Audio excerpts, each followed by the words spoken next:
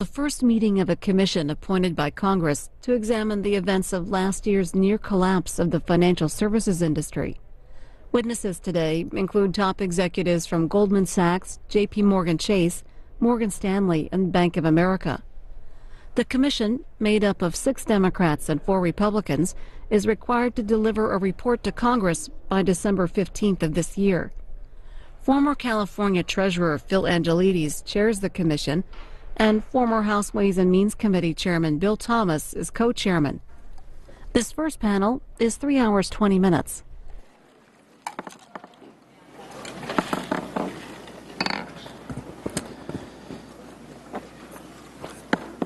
The meeting of the, oh good, the mics work. The meeting of the Financial Crisis Inquiry Commission will come to order. There is a quorum present, and so we will now proceed with this first of our public hearings. Good morning to everyone, and thank you for being here. I'm honored to welcome you as we start this series of public hearings into the causes of the financial and economic crisis that's gripped this entire country. I thank Vice Chairman Thomas for his extraordinary cooperation and partnership. I applaud the dedication of my fellow commissioners, and I'm grateful to all of our witnesses for giving us their testimony and sharing their wisdom. We've been given a critical mission, one that goes far beyond any party or even policy agenda, to conduct a full and fair inquiry into what brought America's financial system to its knees. We're after the truth, the hard facts, because it's our job to provide an unbiased accounting of the actions that led to devastating economic consequences for so many American families. We'll follow the evidence wherever it leads. We'll use our subpoena power as needed. And if we find wrongdoing, we will refer it to the proper authorities.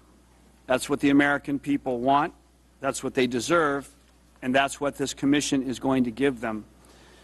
Some already speak of the financial crisis in the past tense as some kind of historical event. The truth is, it is still here and still very real. 26 million Americans are unemployed or can't find full-time work or have given up even looking for jobs. Over 2 million families have lost their homes to foreclosure in the last 3 years. Millions more have a very legitimate fear that they will. Retirement accounts and life savings have been swept away, vanished, like some day trade gone bad. People are angry. They have a right to be. The fact is that Wall Street is enjoying record profits and bonuses in the wake of receiving trillions of dollars in government assistance, while so many families are struggling to stay afloat, has only heightened the sense of confusion. I see this commission as a proxy for the American people, their eyes, their ears, and possibly also their voice. This forum may be the only opportunity to have their questions asked and answered. This forum may be our last best chance to take stock of what really happened so that we can learn from it and restore faith in our economic system. If we ignore history, we're doomed to bail it out again. And so we expect our witnesses before us to be forthright. We need candor about the past so we can face the future. Today's hearing is the beginning, not the end of our questioning. We'll hold hearings throughout the year and take testimony from hundreds of individuals. Witnesses called to testify today are likely to come before us again as this investigation and inquiry unfolds. Those who haven't yet been asked to appear should be confident of this. We intend to thoroughly question individuals and institutions relevant to our inquiry. Let me close with this thought. My father grew up in the Great Depression. Like so many of his generation, he was shaped by sacrifice, hardened by economic hardship and war, keenly aware of the financial recklessness that made his life and the life of so many others so much harder than it needed to be. His generation learned the lessons of financial disaster so that the country could avoid it for decades. Let us learn the lessons of our time.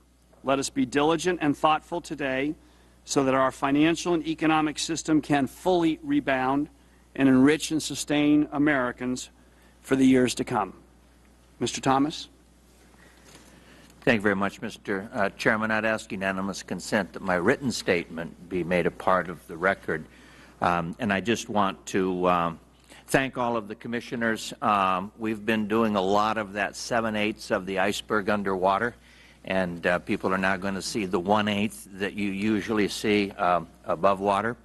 I think all of us are conscious of the fact that these hearings, notwithstanding the drama of the hearings, is not the fundamental work that is before us.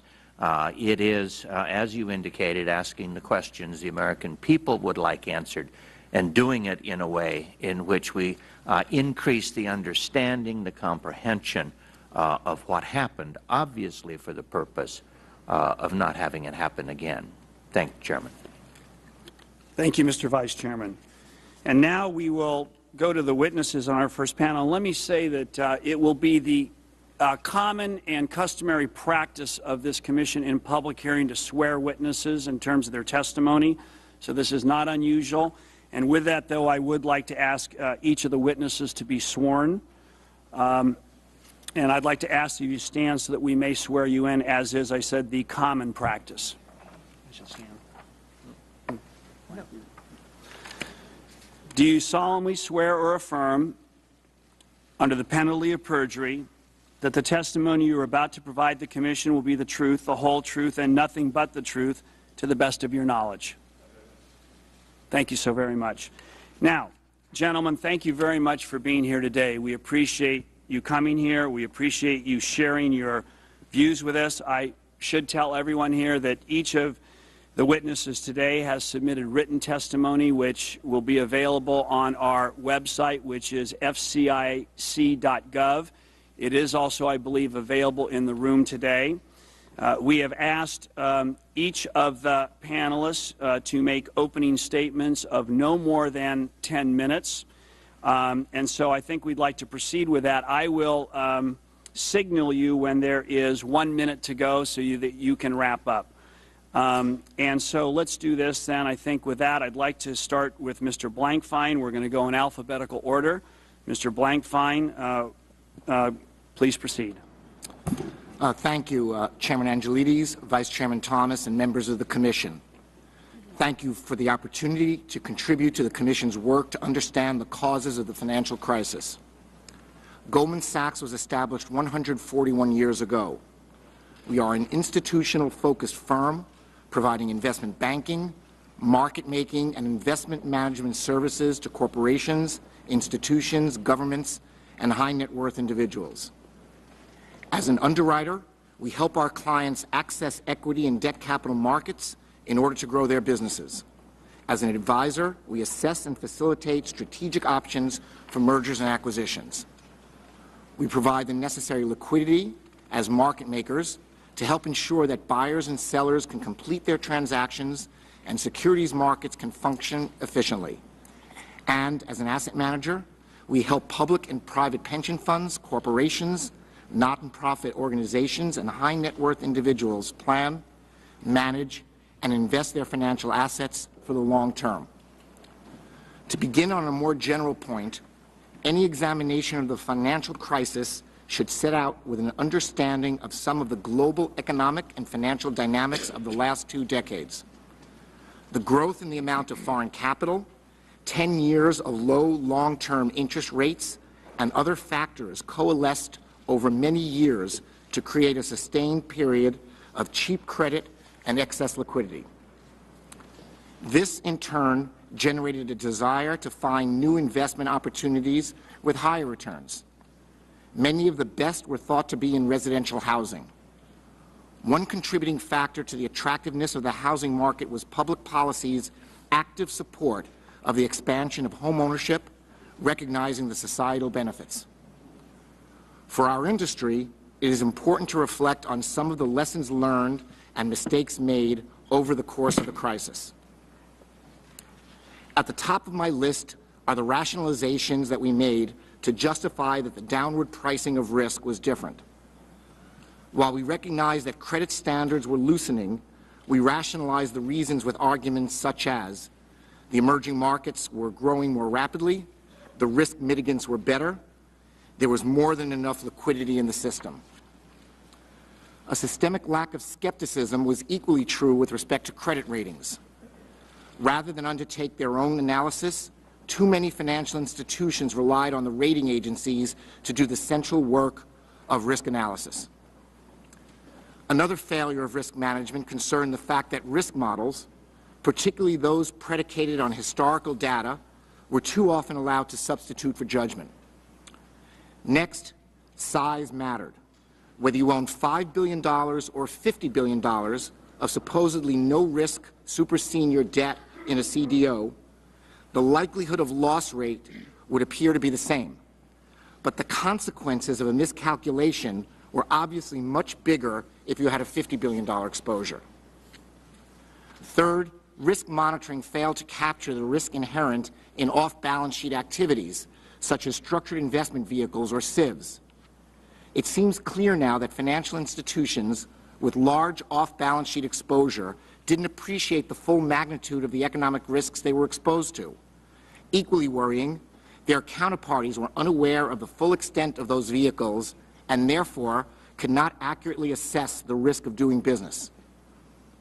Fourth, assets at certain institutions weren't valued at their fair market value, the price at which willing buyers and sellers transact. One consequence was that losses weren't seen early enough, so risks weren't curtailed. A second consequence was that bank balance sheets became suspect. As a result, lending between counterparties froze. Fifth, financial institutions simply didn't have enough capital to meet the extraordinary market environment that arose after a long period of benign conditions. Lastly, the role we play in the capital markets is to support economic growth. Some of the activities we undertook contributed to the prevailing mood of the time. We didn't know it then or even today when it actually crossed over into bubble territory. But we lent money out too cheaply and in certain loans without the traditional safeguards. We didn't recognize early enough that risk was being mispriced. We made too many liquid investments, particularly in real estate, and we were too concentrated in certain areas, namely leveraged loans. Given the competitive focus on maintaining market share, we didn't see as clearly as I would have hoped the excesses, so we didn't raise a hand and ask whether some of those trends and practices that became commonplace really serve the financial system's interests. Going forward, I hope that one of the improvements made will be the creation of a mechanism by which the industry and regulators can step back, try to assess if markets have gone too far, and consider what needs to be done. In light of these lessons, it is important to consider principles for our industry and for policymakers as we move towards reform. Risk and control functions need to be completely independent from the business units, and clarity as to whom risk and control managers report is crucial to maintaining that independence. To increase overall transparency and help ensure that book value really means book value, regulators should require that all assets across a large financial institution with a capital markets business be accounted for on a fair value basis. Also, all of the exposures of a financial institution should be reflected through its P&L. In this vein, valuation and capital standards across risky assets, regardless of the form or legal entity in which they are held, must be consistent. One of the larger stresses placed on Goldman Sachs and other firms during the height of the crisis was the possibility that we were managing risk in the same way other institutions, which were severely hampered or later failed, had managed their risks. Getting the market to recognize that our balance sheet was well marked and that our reported capital levels were accurate was one of our most significant challenges. Without question, direct government support was critical in stabilizing the financial system, and we benefited from it. The system clearly needs to be structured so that, in the future, private capital, rather than government capital, is used to stabilize troubled firms promptly before a crisis takes hold. The two mechanisms that seem to hold the most promise for addressing this goal and addressing too big to fail are ongoing stress tests, which are made public, and contingent capital, possibly triggered by failing a stress test. These two elements could also be the core of a strong but flexible resolution authority. Certainly, enhanced capital requirements in general will reduce systemic risk, but we should not overlook liquidity. If a significant portion of an institution's assets are impaired and illiquid, and its funding is reliant on short-term borrowing, low leverage will not be much comfort. Regulators should lay out standards that emphasize prudence and the need for longer-term maturities depending on the assets being funded. Institutions should also be required to carry a significant amount of cash at all times, ensuring against extreme events. Lastly, I want to briefly discuss our firm's experience during 2008 and 2009. While we certainly had to deal with our share of challenges during the financial crisis, Goldman Sachs was profitable in 2008. As I look back to the beginning and throughout the course of the crisis, we couldn't anticipate its extent. We didn't know at any moment if asset prices would deteriorate further or had declined too much and would snap back. Having to fair value our assets on a daily basis and see the results of that marking in our P&L forced us to cut risk regardless of market or individual views, estimates, or expectations. Throughout 2007, we were committed to reducing certain of our risk exposures, even though we sold at prices many in the market, including at times ourselves, thought were irrational or temporary. After the fact, it is easy to be convinced that the signs were visible and compelling. In hindsight, events not only look predictable, but sometimes look like they were obvious or known. The truth is that no one knows what is going to happen, and that recognition defined our approach to risk management. We believe key attributes of our strategy, culture, and processes were validated during the extraordinary events and macroeconomic uncertainty of the past year, but they have also prompted change within our firm. Over the last 18 months, our balance sheet has been reduced by a quarter, while our capital has increased by over a half. Our Basel I Tier 1 capital ratio has increased to 14.5% through earnings generation and a number of capital offerings. Our pool of liquidity was relatively high at the onset of the crisis, but we carry a great deal more cash on our balance sheet than ever before to deal with contingencies. While we believe our firm has produced a strong relationship between compensation and performance, we have announced additional reforms in this area. At our shareholders' meeting last year, we outlined specific compensation principles. Consistent with those principles, in December, we announced that the firm's entire management committee will receive 100% of their discretionary compensation in the form of shares at risk, which cannot be sold for 5 years.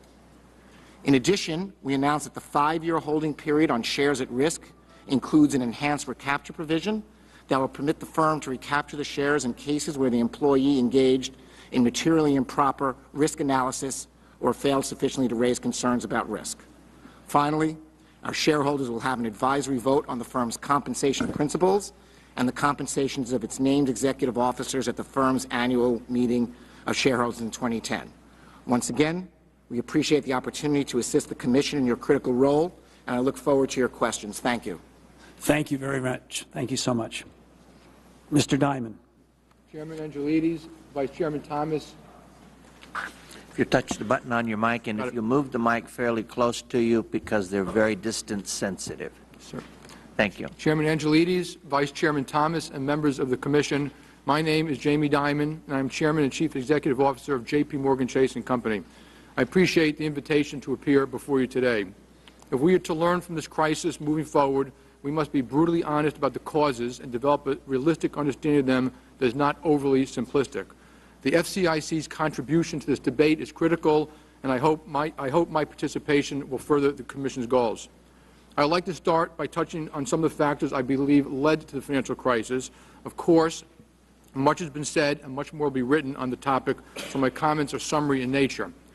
As we know all too well, new and poorly underwritten mortgage products help fuel housing price appreciation, excessive speculation, and far higher credit losses.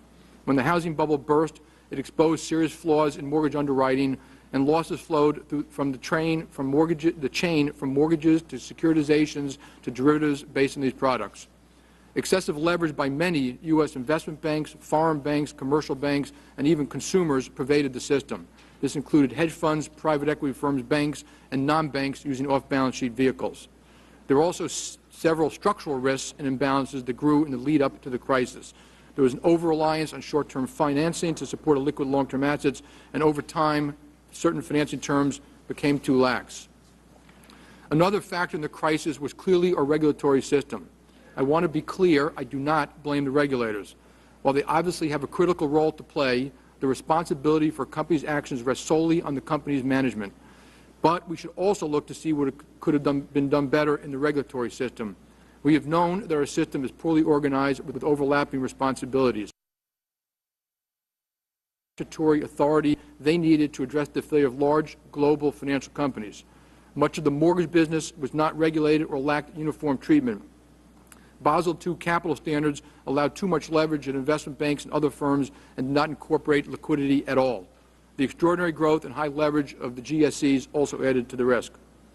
We also learned that our system has many embedded pro-cyclical biases, a number of which proved harmful in times of economic stress. Loan loss reserving methodologies cause reserves to be at their lowest levels at a time when high provisioning might be needed the most. Certain regulatory capital standards are also pro-cyclical, and continuous downgrades by credit agencies also required many financial institutions to raise more capital. When all is said and done, I believe it will be found that macroeconomic factors will have been some of the fundamental underlying cause of the crisis. Huge trade and financing imbalances caused large distortions in interest rates and consumption. As for J.P. Morgan Chase, the last year and a half was one of the most challenging periods in our company's history. I'm immensely proud of the way our employees continue to serve our customers through this difficult time. Throughout the financial crisis, we never posted a quarterly loss. We served as a safe haven for depositors. We worked closely with the federal government, and we remained an active lender. I would like to describe some of the regular business practices that we believe protected us leading up to and during the crisis. If we weren't doing these things right going into the crisis, it would have been too late to start once the crisis began. J.P. Morgan Chase did not unduly leverage our capital or rely on low-quality capital. We've always used conservative accounting and vigilant risk management, built up strong loan loss reserves, and maintained a high level of liquidity. We always believed in maintaining a fortress balance sheet. We continually stress test our capital and liquidity to ensure that we can withstand a wide range of highly unlikely but still possible negative scenarios. We did not build up our structured finance business. While we were large participants in the asset-backed securities market, we deliberately avoided large risky positions on structured CDOs.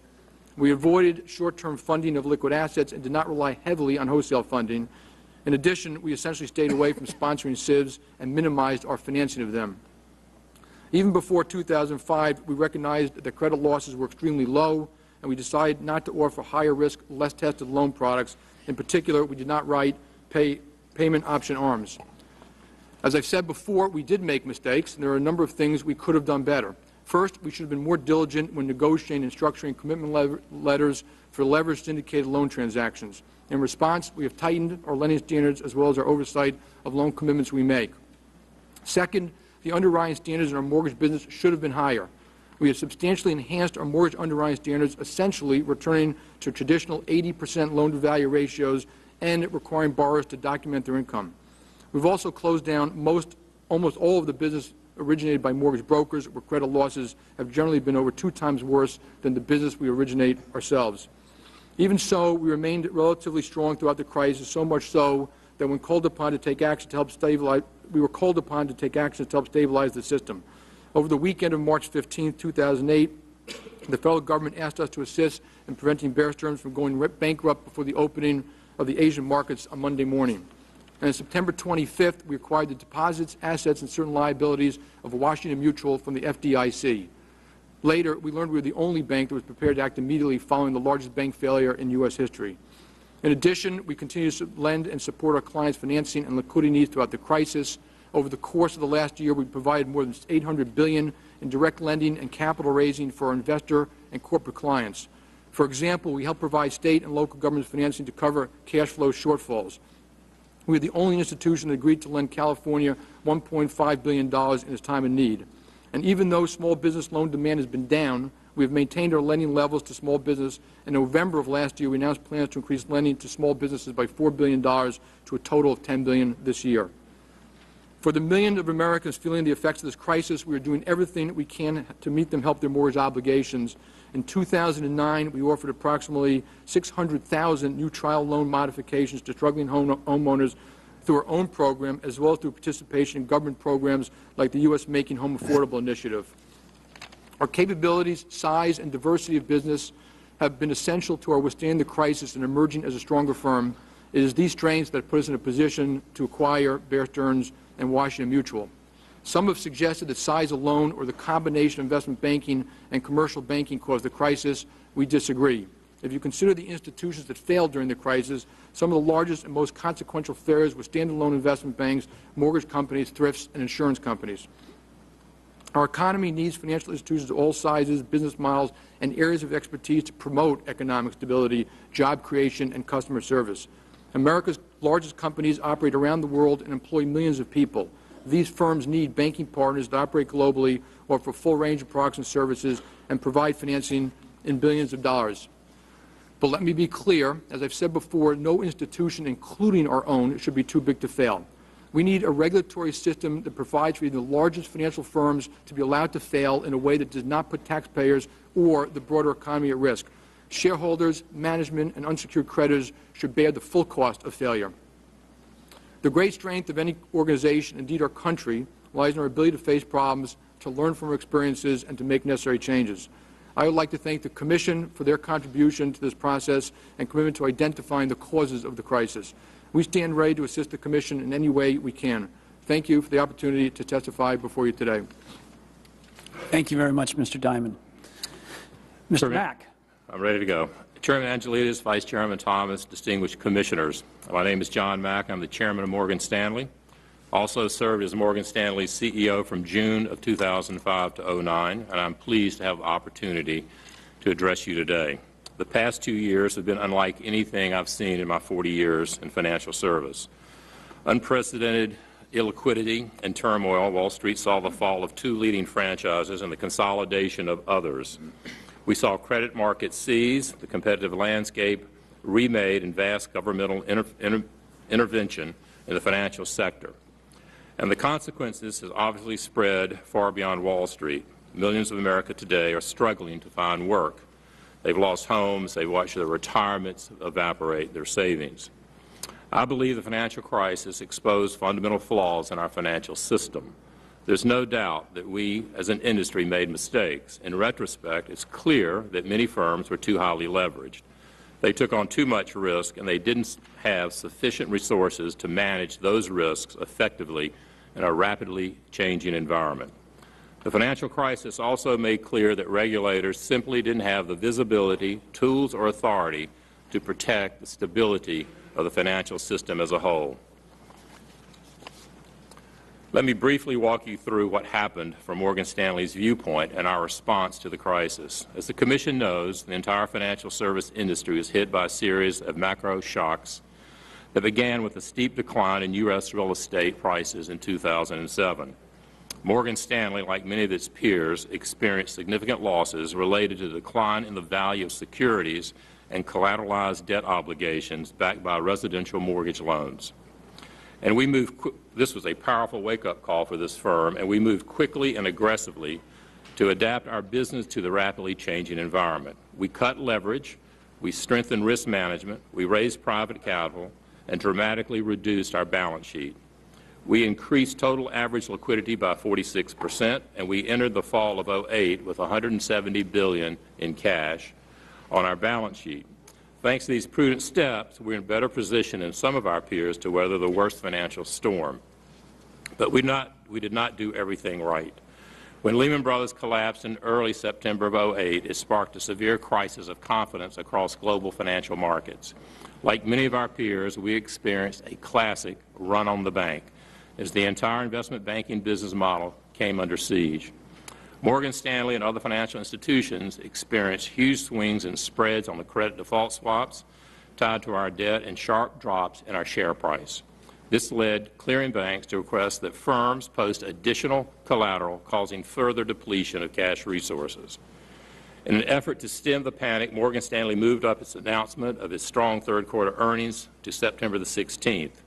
But our stock remained under heavy pressure. It lost nearly a quarter of its value the following day, falling from 28.7 to 21.75. Despite these strong results, it continued to trade low and finally traded as low as $6.71. This crisis of confidence in the market fed a chain reaction to the broader economy as lower prices for financial assets undermined confidence and led to lower prices throughout the rest of the economy. This period was marked by rampant rumors and speculation. My management team, like those of my peers here, worked around the clock to address these rumors and provide investors, clients, and employees accurate information. We also worked closely with our regulators to keep them informed and achieve the right result for the markets and the economy. Our position began to stabilize after Mitsubishi agreed to invest $9 billion in our firm as part of a broader strategic alliance. Morgan Stanley also converted to a bank holding company, providing direct oversight and access to the Federal Reserve. The U.S. government announced its TARP investment a short while later, which also helped stabilize the broader market. And the SEC instituted a temporary ban on shorting financial stocks. Morgan Stanley appreciates the many steps the government took to prevent the collapse of the financial system and the support provided by American taxpayers. I believe every firm in the industry and the broader financial markets as a whole benefited from this support. As you know, Morgan Stanley has since repaid our TARP funds, providing taxpayers a 20% annualized return on that investment. We learned an important lesson from the 2008 crisis and have adapted our business to help prevent something like this from happening again. One of the clearest lessons was that many firms simply carried too much leverage. As I mentioned, Morgan Stanley moved aggressively beginning in 2007 to reduce leverage, cutting it in half from 33 times at the end of 2007 to 16 times by the third quarter of 2009. We raised a total of $14 billion in capital from private sources, maintaining one of the highest Tier 1 capital ratios. We've also taken a number of steps to diversify our revenue and funding sources, including through an expansion of our wealth management business and extending maturities on our debt. We have made important changes, systemic changes to our business practices, including scaling back proprietary trading. Morgan Stanley also devoted significant resources over the last 2 years to further strengthen our risk management policies and procedures. This including naming a new risk officer early in 2008 and adding about 100 more people to the risk management process. We have enacted changes to how we pay our employees and ensure that compensation is linked even more closely to performance and does not encourage excessive risk-taking. We were the first major U.S. bank to enact a clawback for a portion of year-end compensation in 2008, one that exceeded TARP requirements. We have since strengthened this provision further so we can claw back compensation for up to 3 years if investments or trading positions produce subsequent losses. We've also enacted a new multi-year performance plan that makes a portion of senior executives' year-end compensation contingent on reaching certain 3-year performance goals. And we're increasing a portion of year-end compensation that's deferred to all employees. Finally, as CEO, I recommended to the Board that I receive no bonus in 2009 because of the unprecedented environment in which we're operating and the government's extraordinary financial support to our industry. This was the 3rd year in a row that I recommended no bonus to my Board. Morgan Stanley is also doing its part to get our economy moving again. We are working with businesses to raise capital to invest in job growth. We are working with families to modify mortgages we service so families can stay in their homes. By the end of November 2009, Morgan Stanley's loan servicing subsidiary had active trial modifications in place for 44% of borrowers who are over 60 days delinquent and eligible for the administration's Home Affordable Modification Program. This was the highest percentage of any servicer participating in the HAMP program. We believe this is both business imperative and public important. The financial crisis laid bare failures of risk management individual firms across the industry and around the world, but also made clear that regulators simply don't have the tools or the authority to protect the stability of the financial system as a whole. That's why I believe we need a systemic risk regulator with the ability to ensure that excessive risk-taking never again jeopardizes the entire financial system. We cannot and should not take risk out of the system. That's what drives the engine of our capitalist economy. But no firm should be considered too big to fail. The complexity of the financial markets, financial products, and exploded in recent years, but it's clear that regulation and oversight have not kept pace. While many of these complex products were designed to spread out risk, they've often had just the opposite effect, obscuring where and to what degree that risk was concentrated. Regulators and investors need to have a fuller and clearer picture of the risks posed by increasingly complex products, as well as their true value. We should also aim to make more financial products fungible to ensure they can be transferred from one exchange or electronic trading system to another. I believe we need to establish a federally regulated clearinghouse for derivatives or requiring reporting to a central repository. This will create truly efficient, effective, and competitive markets in futures and derivatives, which would benefit investors and the industry as a whole. Finally, today's financial markets are global and interconnected. Our regulatory regime needs to be as well. The U.S. must work with countries across the globe to coordinate and synchronize risk. At Morgan Stanley, we're grateful to everything the federal government, the American taxpayer, did to support our industry and to help bring stability back to the markets. We recognize our industry has much to do and to regain the trust and confidence of taxpayers, investors, and public officials. Thank you. Thank you, Mr. Mack. Mr. Moynihan. Thank you, Chairman Angelides, Vice Chairman Thomas, and other members of the Commission. I welcome the opportunity to help provide some information on the important matters you're investigating. As you know, I assumed my role as CEO of Bank of America on January 1st, and prior to that time I ran the consumer areas of the company. In leading our consumer business, I had a first-hand knowledge and a recognition of the hardships that many hardworking families and small businesses experience across America. Together, the financial services companies, our elected leaders, and regulators must continue to work to understand what occurred in the financial crisis and apply these lessons so that it simply does not happen again. Over the course of the crisis, we as an industry caused a lot of damage. Never has been clearer how poor business judgments we have made have affected Main Street. This Commission's work is important because the lessons are not going to be simple. This crisis had a multitude of causes that are not easily summarized. It is important that we understand the breadth of the causes so we can learn the right lessons and apply the appropriate policy to remedy them for the future. We have seen, in our view, 4 crises unfold: a mortgage crisis, a capital markets crisis, a global credit crisis, and a severe global recession. The mortgage crisis originated with a dramatic expansion in the availability of mortgage credit through subprime lending and aggressive mortgage terms, even in prime products. This led to a greater debt burden for consumers. Lenders, prompted by lower interest rates, rapidly rising home prices, and large amounts of capital available, made credit available to borrowers who could not previously qualify for a mortgage, or extended more credit to a borrower who could, or perhaps would not be able to handle. The national policy to expand American home ownership was also popular and created tailwinds. No one involved in the housing system, lenders, rating agencies, investors, insurers, consumers, regulators, and policymakers foresaw a dramatic and rapid depreciation in home prices.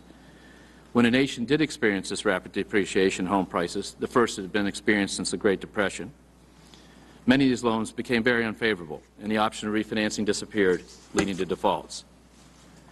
The second crisis came in investment banks and the capital markets areas. Investment banks not only had underwritten mortgages, but they had retained significant amounts of the risk by holding interest and providing backup liquidity for mortgage-related securities they had sold. Investment banks created products based on these mortgage assets. The risk of these assets spread. This happened when a monoline insurer guaranteed the mortgages or a structured investment vehicle bought the mortgage securities, and happened to money markets funds who purchased the commercial paper from those vehicles. Third, the stress of the financial crisis began to spread beyond the investment banks and mortgages to other fixed income products and to more market participants. This destabilized the financial institutions and non-financial institutions that had little to do with the U.S. or the mortgage market. This contagion was in fact global. Without government intervention to restore liquidity to capital markets, the risk of global economic collapse was very real. The final crisis, and perhaps the most daunting, is that we have a severe economic recession going on. Well, some would say that the financial crisis caused a recession.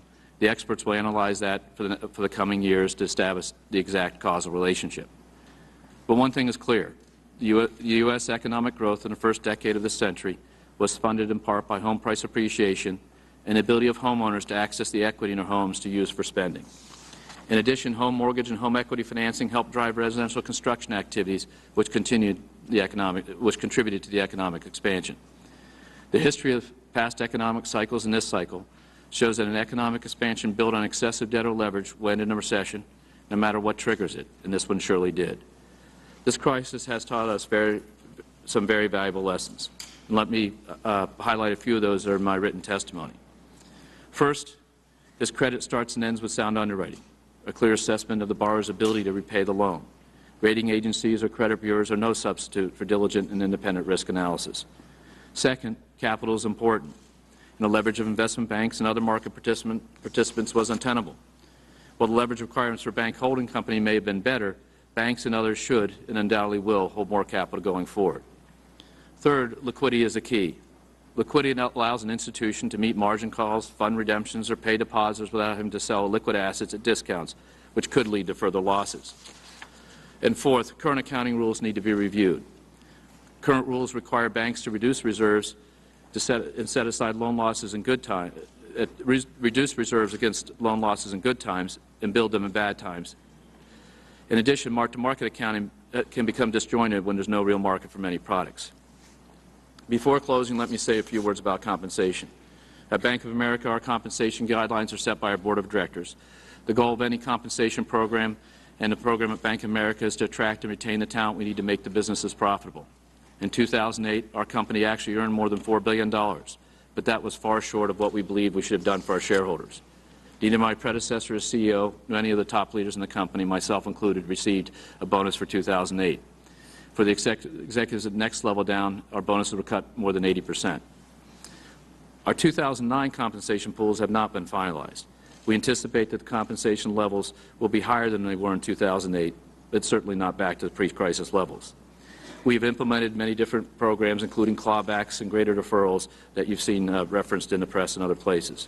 And all of our activities comply with the work that we've done through the various regimes, the TARP regime and the Paymaster Feinberg and others. We understand the anger felt by many citizens because institutions that received federal investments 15 months ago are now recovering and pay their employees to reflect this recovery, especially in investment banking and trading areas. And in response to that criticism, I'd make a few points. First, at Bank of America, we are grateful for the taxpayer assistance we have received. I'm pleased to report that we've paid back 100% of those funds, $45 billion, along with nearly $3 billion in dividends and other payments to taxpayers. Second, the vast majority of our employees played no role in the economic crisis or losses. They have worked hard during this crisis to help their customers and clients and extend more than $750 billion in the 4 quarters leading up to the third quarter of 2009. Third, while some employees were asked to leave the company over the past couple of years, we believe our 300,000 employees are a valuable part of our future, and we need to pay them competitively to ensure that we can keep them so they can help our clients. In conclusion, I want all of you and the American people to know that I fully understand and appreciate the gravity of the crisis that we are now just coming through. We are grateful for the courage shown by government leaders to take bold, unprecedented action to preserve the financial system. We support regulatory reform efforts designed to prevent any recurrence of this episode. But most of all, we as managers have to run our companies never to let this happen again. Thank you for your time, and I welcome any questions you might have. Thank you very much, Mr. Moynihan. Thank you very much, all of you, for your thoughtful statements. We are now going to move to questions, and we have got a lot of ground to cover, so I'm going to ask that you be as obviously incisive and compelling as possible, but brief, succinct, direct answers. I'll start the questioning today, and what I'd like to do is I'd like to start by asking some questions about specific types of business practices and risk management practices that may have contributed to the financial crisis as a way of making this tangible and real. And I want to pick up on your comment, Mr. Diamond, here. I'd like to be brutally honest. Mr. Blankfein, I'm going to start my questioning with you today. And I want to actually pick up on your comment, your testimony about the fact that there were, and I think I'm paraphrasing this correctly, that there were financial products and practices that may have served no essentially good or productive purpose in the financial system. Recently, you've made a few comments, and I'd like to just read you a couple of quotes.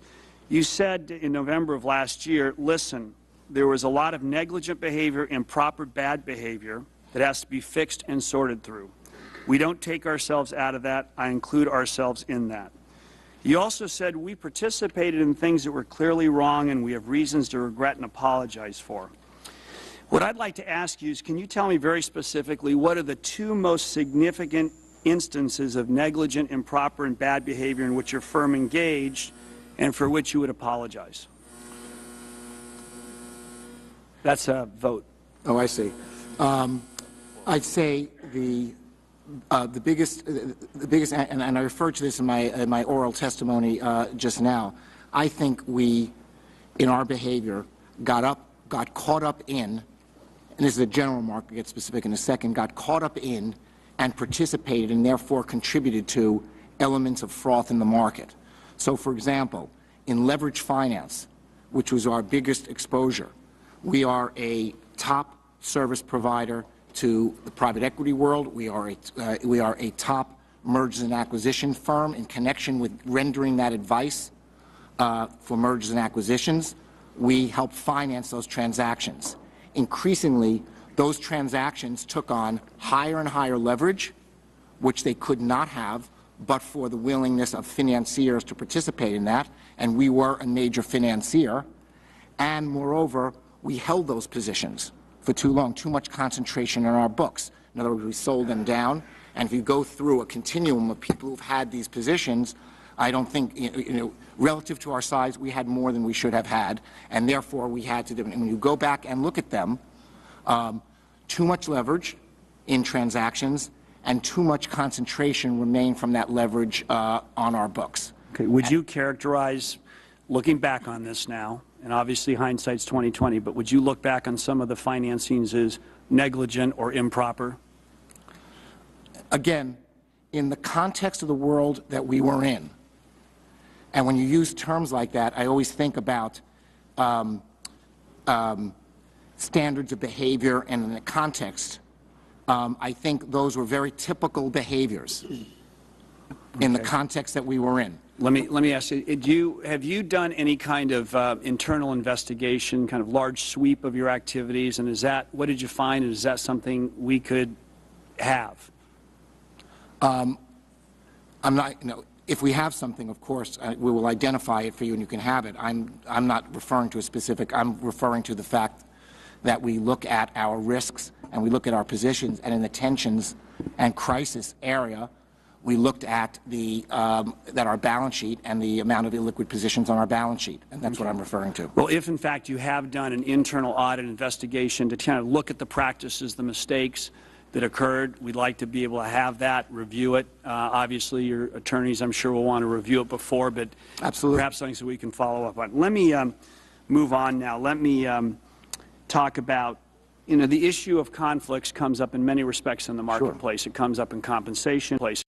It comes up in compensation, it comes up in trading practices, and I want to ask you about a very specific instance as a way of getting to how things worked and how things might be changing in the future. Based on the review of public documents, as you know, your firm sold a significant amount of subprime mortgage-related securities. And it appears, at least according to public documents and other reports, that you may have simultaneously betted against the securities you sold to clients. According to the reports, you sold about $40 billion in 2006, 2007. December 2006, I think you came to the conclusion the mortgage market was heading south and you began to reduce your own positions. And many of the securities that you sold to institutional investors, other folks, went bad within months of issuance. Now, one expert in structured financing said the simultaneous selling of securities to customers and shorting them because they believed they were going to default is the most cynical use of credit information that I've seen. Do you believe that was a proper legal ethical practice, and would the firm continue to do that practice? Or do you believe that's the kind of practice that undermines confidence in the marketplace? Well, the short answer is this is the practice of a market maker, and I would like to explain this. But the answer is I do think that the behavior is improper. We regret the consequence that people have lost money in it, but I just want to explain, and this is a very important, and I appreciate the opportunity to do this because there's so much press swirling around this that I really need to explain. In our market-making function, We are a principal. We represent the other side of what people want to do. We are not a fiduciary. We are not an agent. Of course, we have an obligation to fully disclose what an instrument is and to be honest in our dealings, but we are not managing somebody else's money. When we sell something as a principal, which is what we are as a market maker, the next minute that item will have gone up, in which case we'll wish we hadn't sold it that minute, or it will go down, in which case we'll actually be glad we did for our own P&L and sorry for the person who bought it. But we are market makers in that. In most of these cases, the person who came to us for the exposure that they wanted to have. But Mr. Blankfein, you are actually creating these securities, and let me just tell you, someone who's been in business half my career, the notion that I would make a transaction with you and then the person with whom I made that transaction would then bet that transaction would blow up is inimical to me. And I guess the question is, you weren't purely a broker. You were actually taking subprime product, packaging it up, and selling it under your label, correct? Let me be clear. We were not a broker at all. Correct. Not at all. Okay, you were a principal. We're a principal. Okay. The act, it wasn't as if we were creating product, that product existed necessarily, and we were shorting it. The act of selling it reduced our risk. Okay. Let me be clear about But it was not so, the act of selling, I can understand how, my point was you had a view of the market as you continued to sell the securities. I guess one of the questions I'd ask you is, how do you go to the rating agencies, with whom I dealt with a lot as treasurer, and how do you persuade them to give many of the tranches the highest ratings, AAA, at the same time that you have credit information that leads you to believe that, in fact, those securities may fail? Chairman, I have to, and another point, the predicate of your question. We are not necessarily, I know if you had looked into Goldman Sachs, we were not controlling our risk. When you listen to the testimony that's come by, the biggest problem that institutions had was the accumulation of risk. We weren't working. A market maker doesn't manage its risk profile because it likes housing or doesn't like housing. Those are separate. We have various pockets we have various pockets of Goldman Sachs that like a position or don't like. What we do is risk management. Because we had this risk, because we were accumulating positions, which, by the way, we acquire from clients who want to sell them to us, we have to go out ourselves and provide and source the other side of the transactions so that we can manage our risk. These are all exercises in risk management. Well, I'm just going to be blunt with you. It sounds to me a little bit like selling a car with faulty brakes and then buying an insurance policy on the buyer of those cars. It doesn't seem to me that that's a practice that inspires confidence in the markets. I'm not talking about your own positions. I'm talking about betting against of an the asset here is an institution, probably professional-only investors dedicated, in most cases, to this business. Representing pension funds who have the life savings of police officers, These teachers. are the professional investors who want this exposure. Let me ask you, in the current market today, things are... Let's move on, because of time. I think these are important matters. I think this is one of the most critical questions that are revolving around here. And then I have a question to follow up on this. No, I understand. We are sitting here today with people commenting in the press, gee, the equity market is being driven by more bubbles because of the liquidity in. Others are saying the equity market is right and we're in a recovery. No one really knows. Yet people are coming to us as a market maker. I want exposure to the equity market. I don't want exposure to the equity market. We have to make sure the products do what the products say, that they're honest, that they're disclosure, and there are laws that do this. But we are an institutional firm, and this is the highest part of the institutional market. Even today, by the way, people are coming to us for exposure to these very instruments, not at 100 cents of the dollar, but 8 cents on the dollar, because they think it's going to be worth 12 cents, and other people are saying it because they think at 8 cents it's going to go to 4 cents. That's what a market is, and our role as a market maker creates the liquidity. I do know what a market is, but I want to ask you this question. Did you always disclose to every investor that, in fact, you were taking the contrary positions, or just yes or no? Was that consistently disclosed? the possession doesn't foot. We were selling as a principal. When we sold, we were selling something that we had owned. Then let me ask you one final question. They owned it and we didn't. Let me ask you one final question on this topic very quickly in terms of as a principal, which is in September 2004, the FBI's head of the criminal division warned that mortgage fraud was so rampant in this country that it was a potential quote-unquote epidemic, and that if unchecked, it would result in a crisis as big as the S&L crisis. Did you take any specific steps in the wake of that 2004 crisis to evaluate the mortgages that you were selling into the marketplace? Well, and as if you don't, we were not an originator of mortgage. No, but you were we a pack. acquired mortgage. Correct. We are audited and reviewed and subject, and we have due diligence practices that we think were robust. And so the answer is, people can examine what our due diligence process were, but as I sit here, I have no reason to think they weren't robust. Okay, let me. Would I do more now? There's no after acquired information I've ever had that wouldn't change my behavior in some respect. Anyone who says I wouldn't change a thing, I think is crazy. Knowing now what happened, whatever we did, whatever the standards of the time were, it didn't work out well. Of course I'd go back and wish we had done whatever it took not to be in the position that we find ourselves. Let me ask one very quick set of questions about risk. In your testimony, and in fact written and today, you spoke about your risk management rooted in accountability.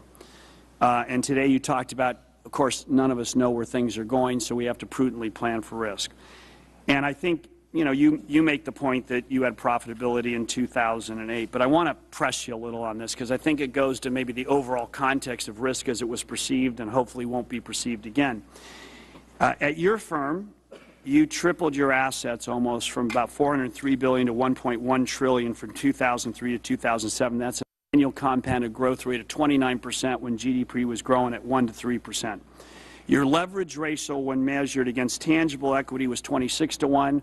By some analyst measures, 32 to 1 against tangible common equity. You've even made the observation, a couple of folks here, about the dependence on short-term liquidity, which exacerbates that. And then as a balance sheet matter, there was extensive hedging, I assume because of the significant leverage and maybe the opacity or the risk profile of the assets you held.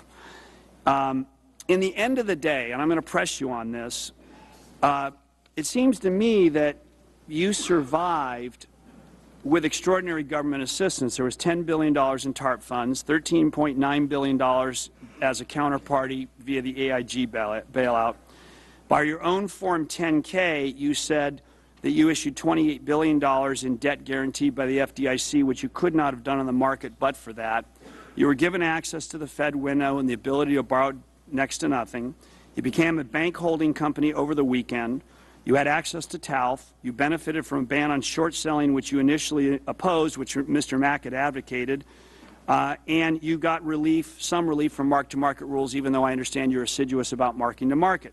I guess when you look at the amount of leverage that you had, and you do look at your rapid growth, do you really believe that your risk management in the big picture was sufficient to have allowed you to survive but for that government assistance, which I laid out? Well, there's a lot of predicates to that question.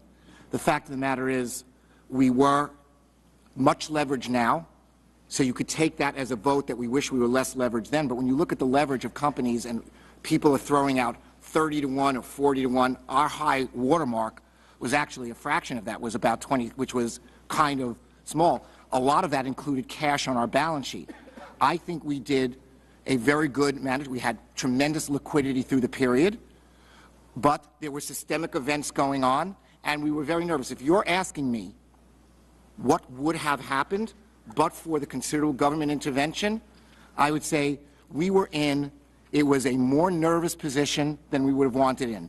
We never anticipated the government help. We weren't relying on those mechanisms. When you think of that extraordinary week after Lehman Brothers, which was the most hard and tense week there was, that weekend when we became a bank holding company, the next day we capitalized ourselves in part privately with Warren Buffett, and the day after that we did a capital raise for $5.75 billion, which you could have made a lot higher.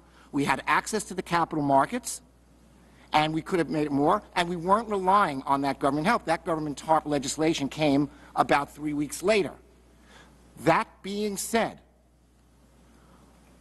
I don't know. I can't say here and tell you what would have happened, and I know for sure no one else knows either. I felt good about it, but we were going to bed every night with more risk than any responsible manager should want to have, either for our business or for the system as a whole. Risk, not certainty. Even after the TARP was done and all those were implemented, did that exempt us from risk? No. And as you point out, there's still risk today. But the question doesn't have to turn on, would you have gone under but for, would you have made? The fact is the world was unsafe.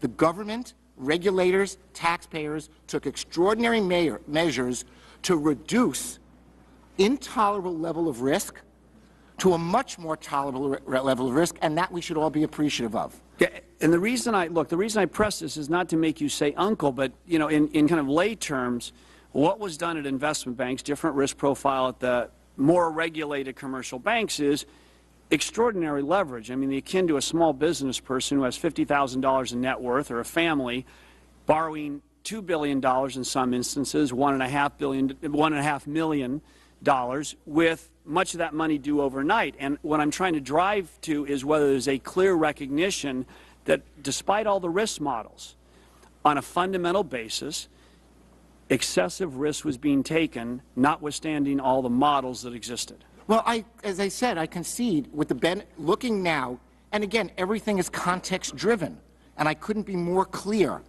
After 10 benign years in the context where we were, look, how would you look at the risk of a hurricane? The season after we had 4 hurricanes on the East Coast, which was absolutely extraordinary, versus the year before. Rates got very low for risk premia on the East Coast of the United States. That year after 4 hurricanes, everyone's nervous as such, rates went up spectacularly. They're lower again. But, is the risk of 4 hurricanes any different any of those times? Mr. Blankfein, I want to say this, having sat on the board of the California Earthquake Authority, acts of God will exempt. These were acts of men and women. I'm just saying that if you're asking these were controllable, is my only observation. I agree. I sit here and read testimony to the effect of reducing our balance sheet, raising capital. Clearly, we are much less leveraged now. Consequently, I wish we were much less leveraged then, even though we were much lower leveraged than others, and we had cash on our balance sheet, and we did better than under those circumstances. But if you're asking me, would I do something differently knowing what I know now with respect to that capitalization? How could you not? Of course. But I also wanted to put in context the level of risk and the level of assistance, because this is something I think no one would want to repeat it again. Let's do this then. Let's now move to questions from other commissioners. I'm going to stop at this moment and move to Vice Chairman Thomas. Thank you very, very much. Thank you. Thank you, Mr. Chairman. I think context is important. You mentioned earthquakes and how familiar we are in California with earthquakes. Mr. Blankfein, you talked about context. I think as we conduct these hearings and talk about the problems that were encountered and how close we came to a catastrophe, that right now in Haiti, by one of those acts of God, there is an enormous catastrophe. There are thousands of people, and I think the number of deaths will shock a lot of people if you've never been to Haiti or Port-au-Prince in terms of the living conditions that were there, subject to death traps available. I think the general question that everybody wants to ask, and you said it 4 different ways, and I'll put it in the overall overarching way, that if you knew then what you know now, what would you have done differently? That may or may not help us as we go forward. But I said at the beginning that what we've been doing is a lot like an iceberg. You can only see 1/8 of it. 7/8 of it is underwater as it comes towards you. You've been kind to come, and we have a lot of commissioners who want ask a lot of questions. Mr. Chairman, I want to ask of these witnesses, and it will be applied to all of the witnesses, that we have a very limited opportunity at this time to ask questions. We would very much like to submit written questions to you and receive those answers.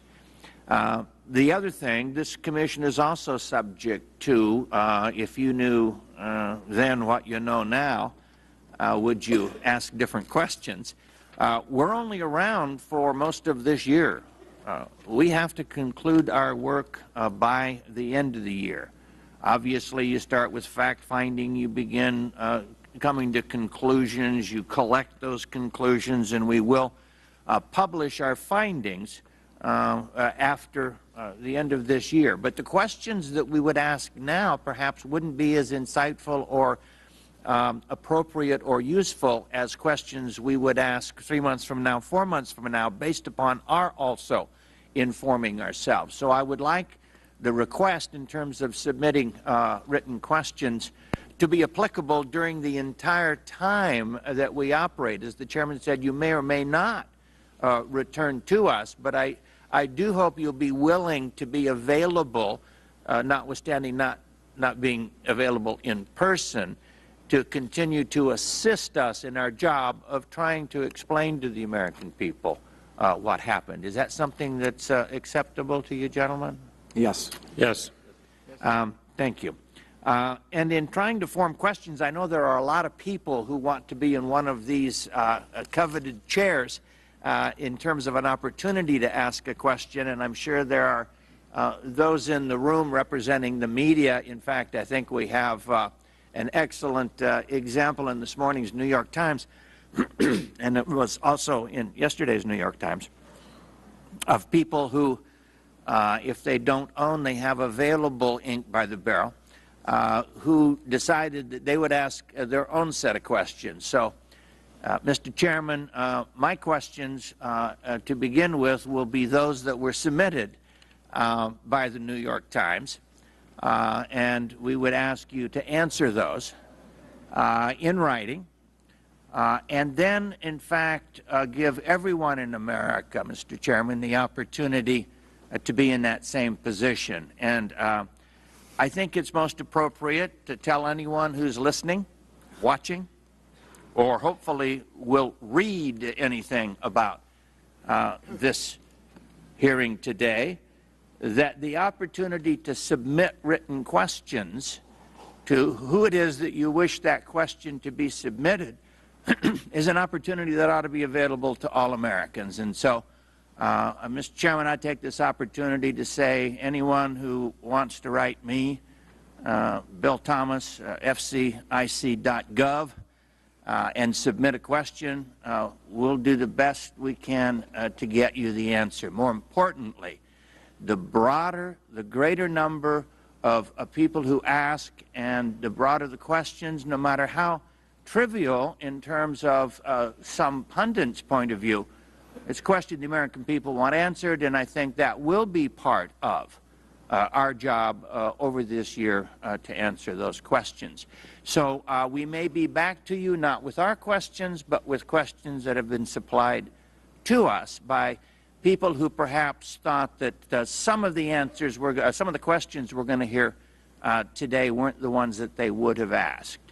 Mr. Chairman, this is relatively unusual because usually we will close the record after a period of time. Given the job we have and the time in which we need to do it, I would ask unanimous consent, Mr. Chairman, that every hearing's record remain open, that questions submitted either during the hearing or submitted to us, I'd kind of like to channel it to those that are submitted to us, because if we open it up, every editorial every day will be a list of questions that just came up, but we can handle that as well.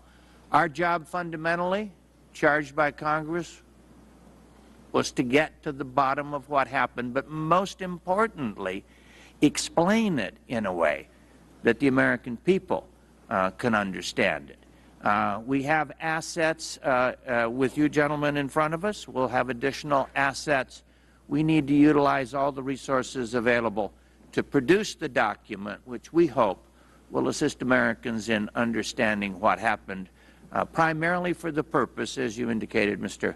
Blankfein, to know what we should have done had we known now what we knew then. And our job by the end of this year will to be smarter, to ask the best questions we can, but to rely primarily, Mr. Chairman, on every American's opportunity to sit figuratively in this seat and ask the question they would have asked. And that should be agreed to by everyone. And I will then begin channeling those questions that come to us. And obviously, as I said, the first questions are on page 827 of this morning's New York Times. Thank you, Mr. Chairman. I will now call on the commissioners for questioning. I'm going to start with Ms. Murrin. Thank you, Mr. Chairman. My first question is to Mr. Blankfein. A question for you about AIG. Could you talk a little bit about when the government supported AIG and enabled them to close out your exposures to risk at AIG? Did anyone ask you at any point to take anything less than 100 cents on the dollar?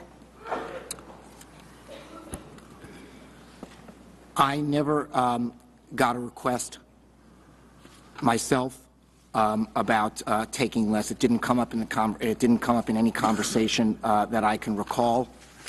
Subsequently, somebody in my organization who was going back and forth with some of the. This was after the AIG. This was a couple of months later, at the time when they were closing out a portfolio called, I think known as Maiden Lane 3, told me that he got a question to the effect that at least contained the inference that he drew.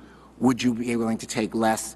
And he said he couldn't answer that question now himself at his level, and he then said it never came back up again to him, and as I said, it never came back to me.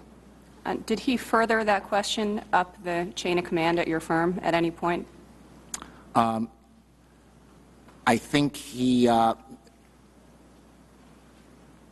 can say I didn't get it. I didn't get it. He might have told his boss. Could we talk a little bit about your interactions with the regulators? In particular, when you think back on the events of 2007, 2008, there are obviously a lot of people that participate in risk management that are either internal or external at your firm. There are regulators, there are auditors, there's internal audit, there are your external auditors, there are committees of your board. At any point, did any of those entities or individuals raise the issue of the quality of the assets on your balance sheet or of the leverage that you had at any point during 2007 or later?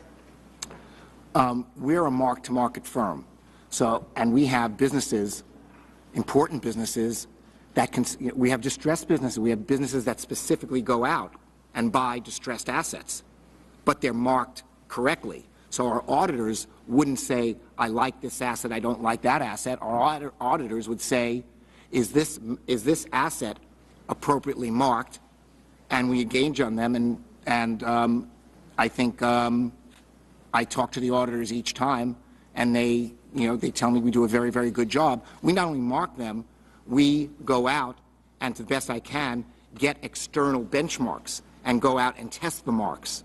So it's not a matter of, we will today we would go out, and if a client came to us and wanted to sell us a very distressed portfolio, Lehman Brothers debt or anything like that, we would have a bid for it.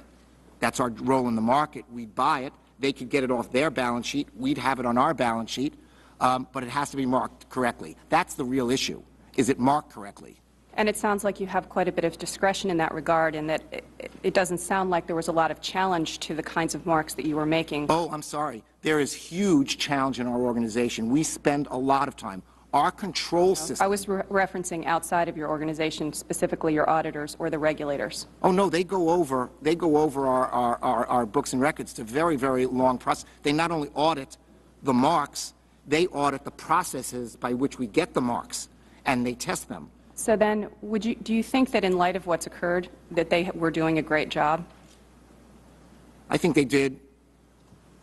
You know, again, I'm living within I'm answering within the scope of my knowledge. I mean, I don't engage with the audit process. I get a summary, or I talk to the audit partner, and I'm a member of the board, and so I receive it there. So there's limits to what I can tell you in assessing them, but we're quite satisfied. We're satisfied with our auditor. Otherwise, we wouldn't have him. And the regulators as well? Well, we went through an evolution of our regulators. I mean, obviously, we were regulated during the period. We were regulated by the SEC as our primary regulator. That was an institution that came in with the last few years, where you had one main regulator, and then that regulator, of course, switched when we became a bank holding company, which would have been in the fall of '08. But it is their responsibility, am I correct, to help you determine what risks you may or may not be undertaking as a firm. Is that right?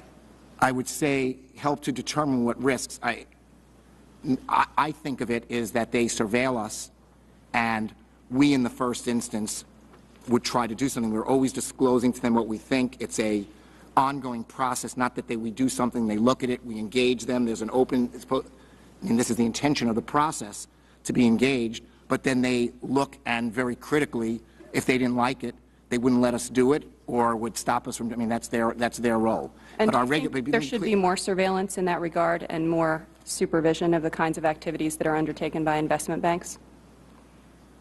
Well, first of all, there is, I mean, there's been a clear demarcation between the sociology, for example, of our regulation before and after becoming a bank holding company. So before that, with the SEC, which was kind of new as a prudential regulator, I say the regulation of the Fed is a lot more, a lot more apparent, and I mean, every day, dozens of people from the New York Fed come to work in our building, not as employees of Goldman Sachs, but as employees of Fed. But this is their place where they do business, and they come in and they know every part of our business, look at papers, our processes, procedures, and a very, very, so it's a different, our regulation is different now.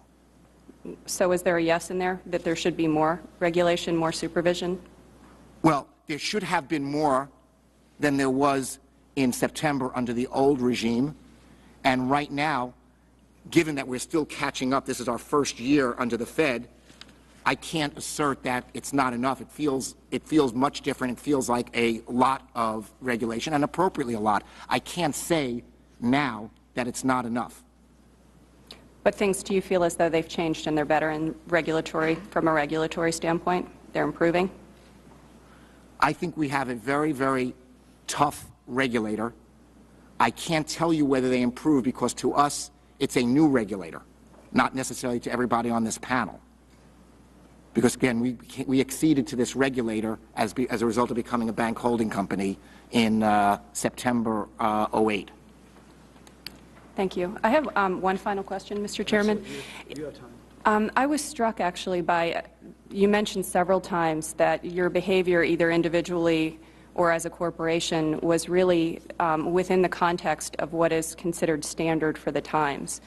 And given that we're now in 2010 and we have unemployment at very high rates, foreclosures are high, many people are really suffering right now. Given that these are the standards of the times, could you please comment on your compensation and that of your senior executives?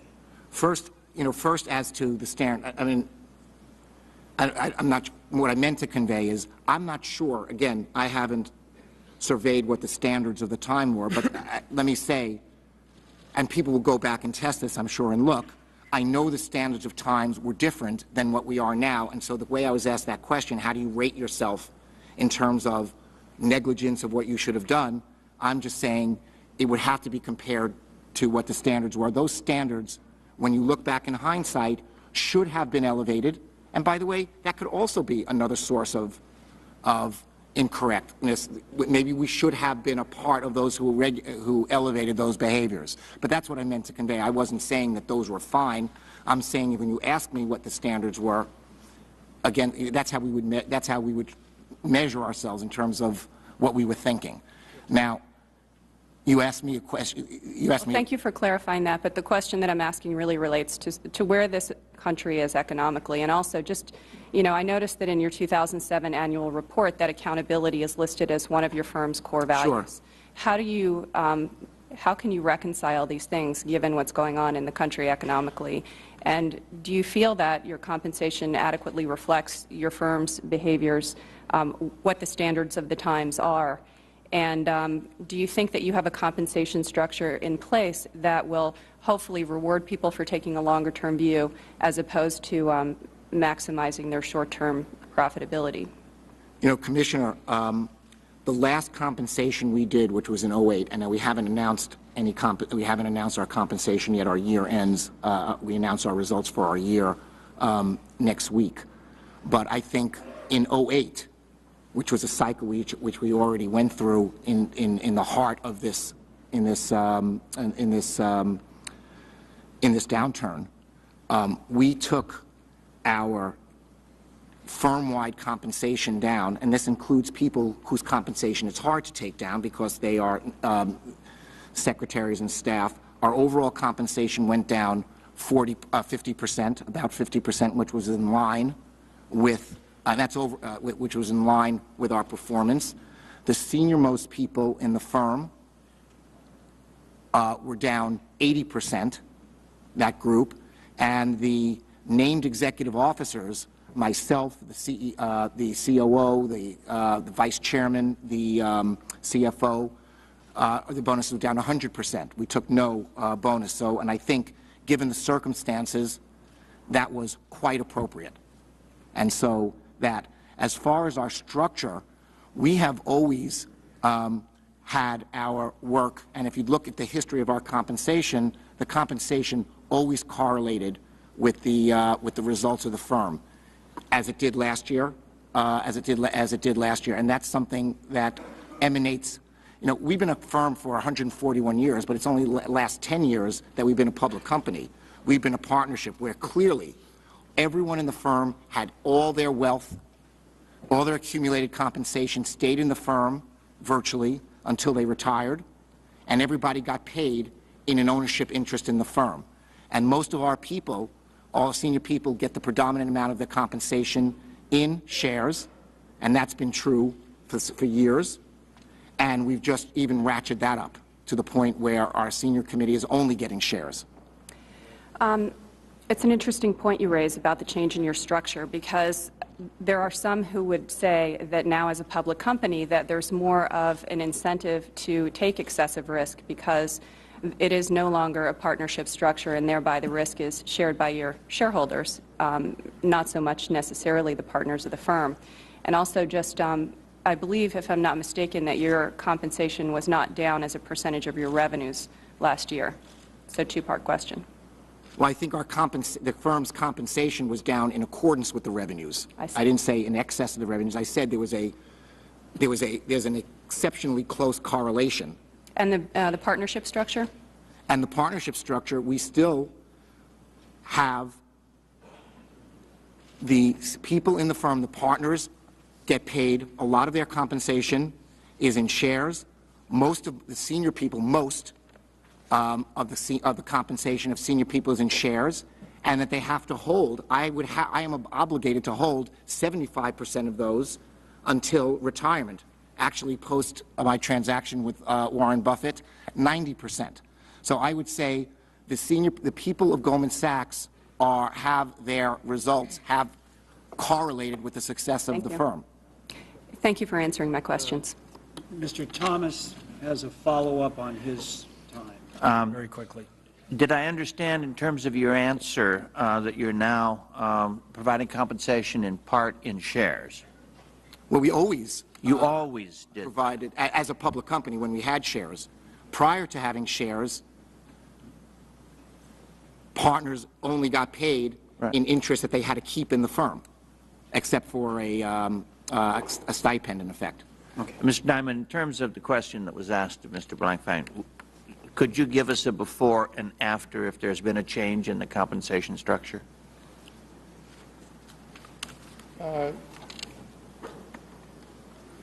Have you changed your compensation after the quote-unquote downturn to require some equity time prior to receiving the... Recently you saw the G20 and the Federal Reserve and a lot of people brought up compensation principles, which we generally agree with, but we have always had the following principles: that senior people get paid a lot of their compensation in stock. It's generally been 50 to 75%, higher for me. You have to maintain ownership of that stock, 75% of it, as long as you're part of the senior management committee. We've had certain clawbacks.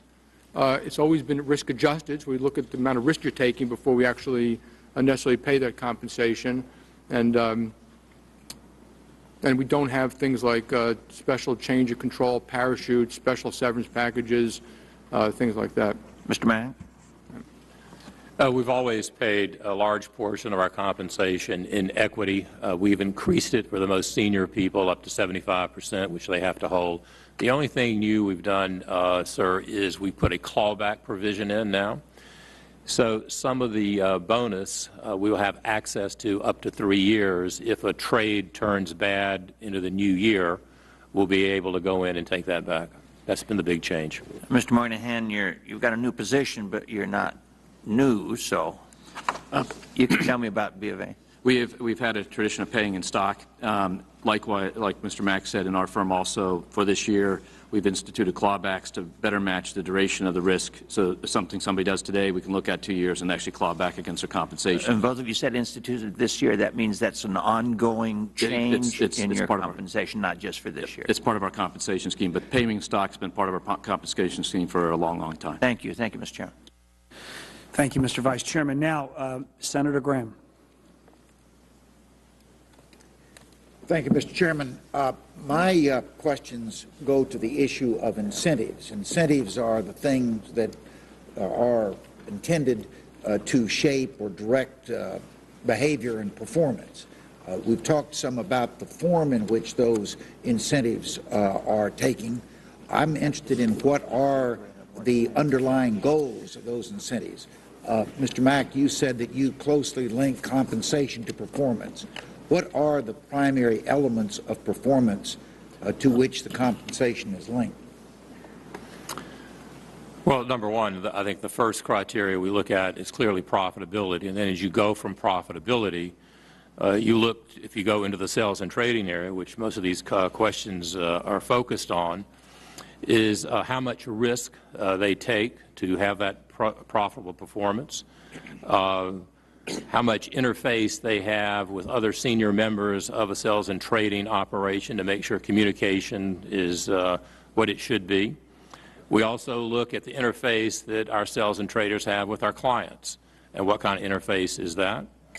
And most important, one of the things that we look at is how do our risk managers, and these are risk takers, how do they interface with our risk management team? These are people who report directly to me, do not report to sales and trading, but oversee the soundness and safety of the kind of risk we do take.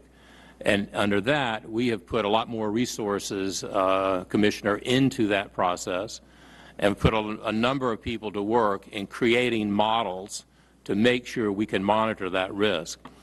So if you go to risk management as an example, you say to yourself, clearly given what we've been through in the last few years, that individual needs to be paid who runs risk management not on profitability, but needs to be paid on safety and soundness. Is he or she doing their job to make sure that we're not taking excessive risk, that we have liquidity in our risk positions? So when you say, how do you pay, you need to go department by department. So many departments, if they're support areas, let's take the IT function, where we're doing a lot of work, especially now that we report to the Federal Reserve, in building our models and building the ability to measure the kind of risk we take on our balance sheet. So they're paid differently, but they're paid on what do they produce and how quickly they get it online and does it work. But broadly speaking, each group within the firm has certain goals depending whether they're support services, marketing services, risk management services, or trading services. And then again, we could go into investment banking, how we look at each one of our bankers. From your answer, I got the impression that in the risk area, for instance, that most of the measures of performance are process. Do you then go back and assess whether that process actually resulted in greater or lesser risk, and that those outcome measures become part of performance? We definitely go back, and one of the things we've done recently, sir, is create a separate risk committee of the board where risk management will report to them. Risk management, we do look at those processes, we do evaluate them, but more importantly, those are decisions that are almost instantaneous. So as soon as a new risk comes on the books, it's the responsibility of risk management to analyze the impact it would have on our value at risk. How much risk are we taking? Are they liquid? So the answer to you is yes. I guess my question is, from your testimony and the testimony of your other colleagues this morning, some of those decisions, by virtue of time, have been shown to have been excessively risky and put the financial system, contributed to putting the financial system in the shape that it is. Have those actual outcomes of risk analysis, particularly where they were turned to have untoward outcomes, did they become part of the performance evaluation? They did, but again, as the chairman said, we want to be brutally honest. There's no question that we had not put enough resources into our risk management system. Yeah. Do any of you in your performance standards include aspects that are external to your own firm? One of the justifications for your role as an intermediary is that, for instance, you are wise people in determining how to allocate resources to the benefit of the overall economy of the country. Do those kinds of considerations, how much have your decision makers contributed to economic growth, job creation, those things that affect the general economy? Are they part of the performance measures? Well, clearly, given what we've been through and the pain that homeowners are going through and people losing their homes, we've been very direct in our mortgage area to make sure, and I think I gave you a statistic that we're about 44% with all of our mortgages that we hold, have renegotiated the payments. So in that aspect, the answer is yes. But when you look at some of the automobile companies who we have loans to, you know, those loans are made based on how much risk we're taking. We know those automobile companies or other industrial companies need loans, but we also have a fiduciary responsibility to make sure that we have done our due diligence, and it's not the same social push as we do in home loans and our mortgage facilities.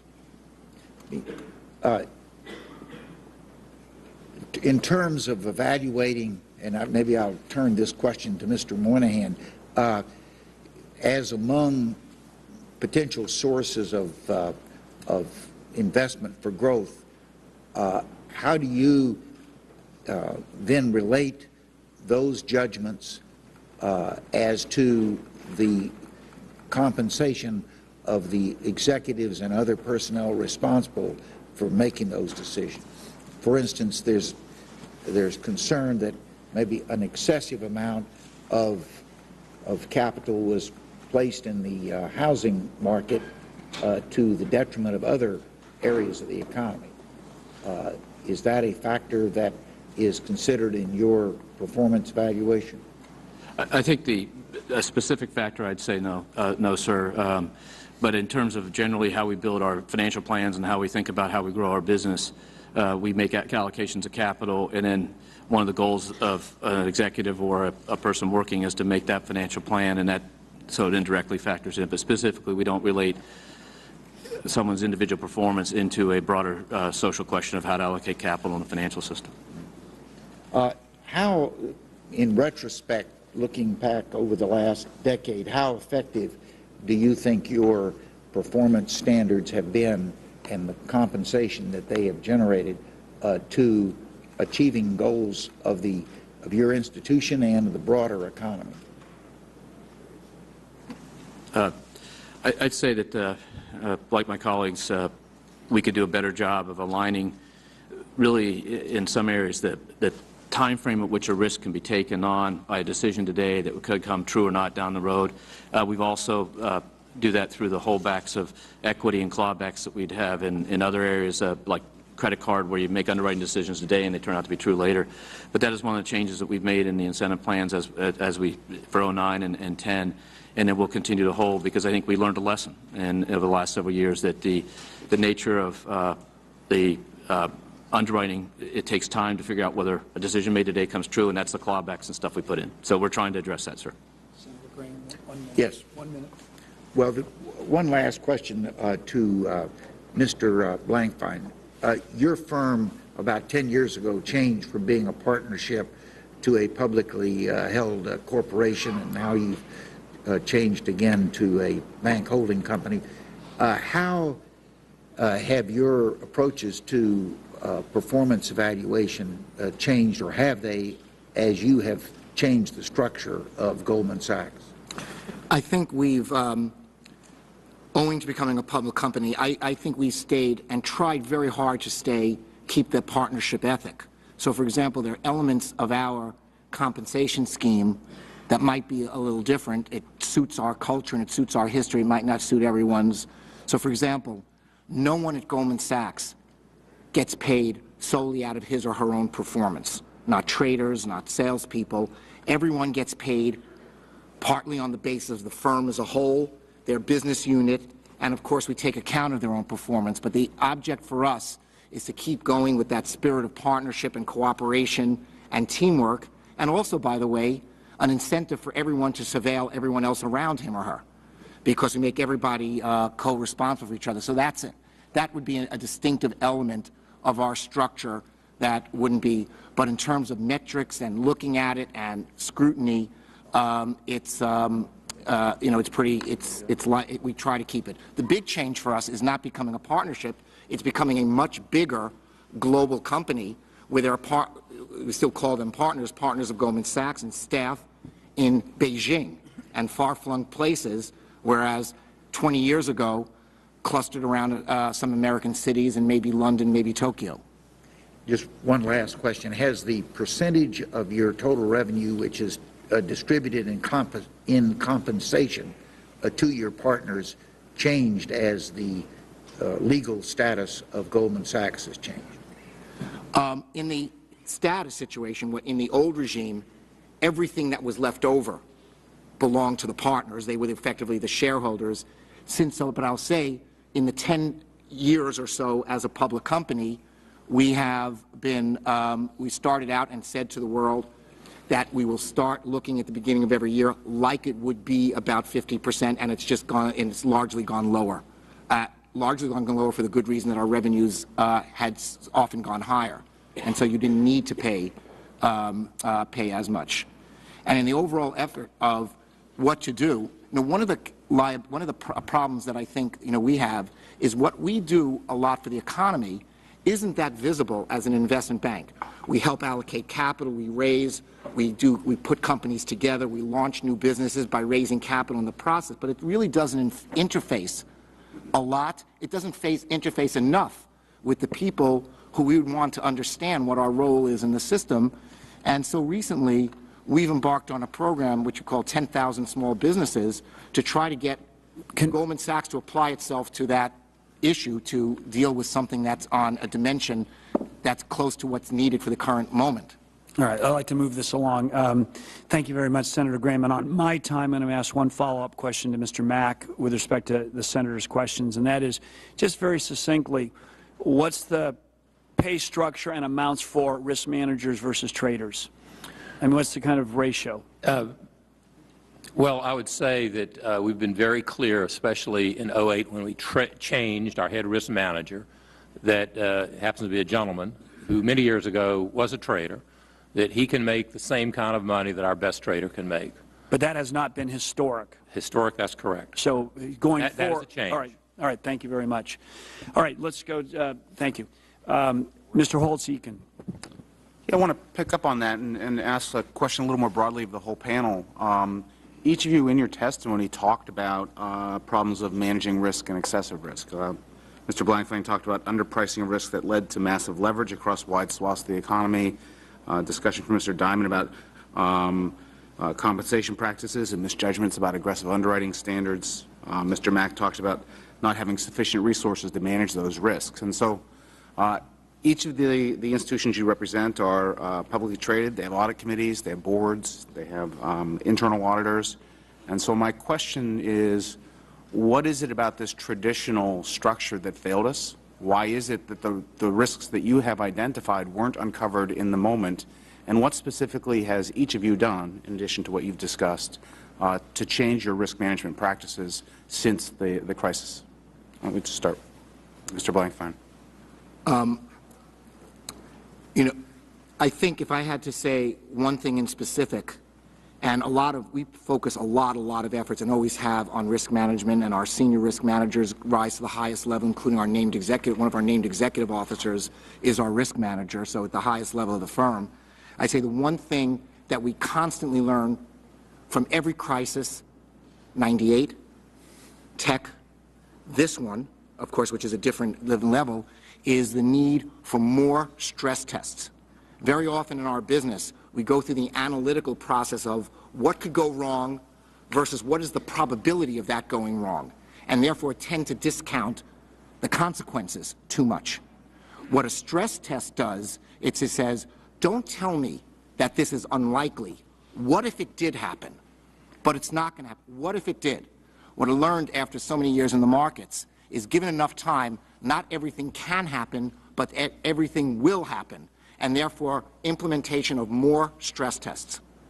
So you've done that as a yes, as a firm? Constantly. And are these essentially of the type that we saw the Treasury conduct? No, it's a little bit different. So you read in the paper some anxiety over whether the emerging markets are having a bubble.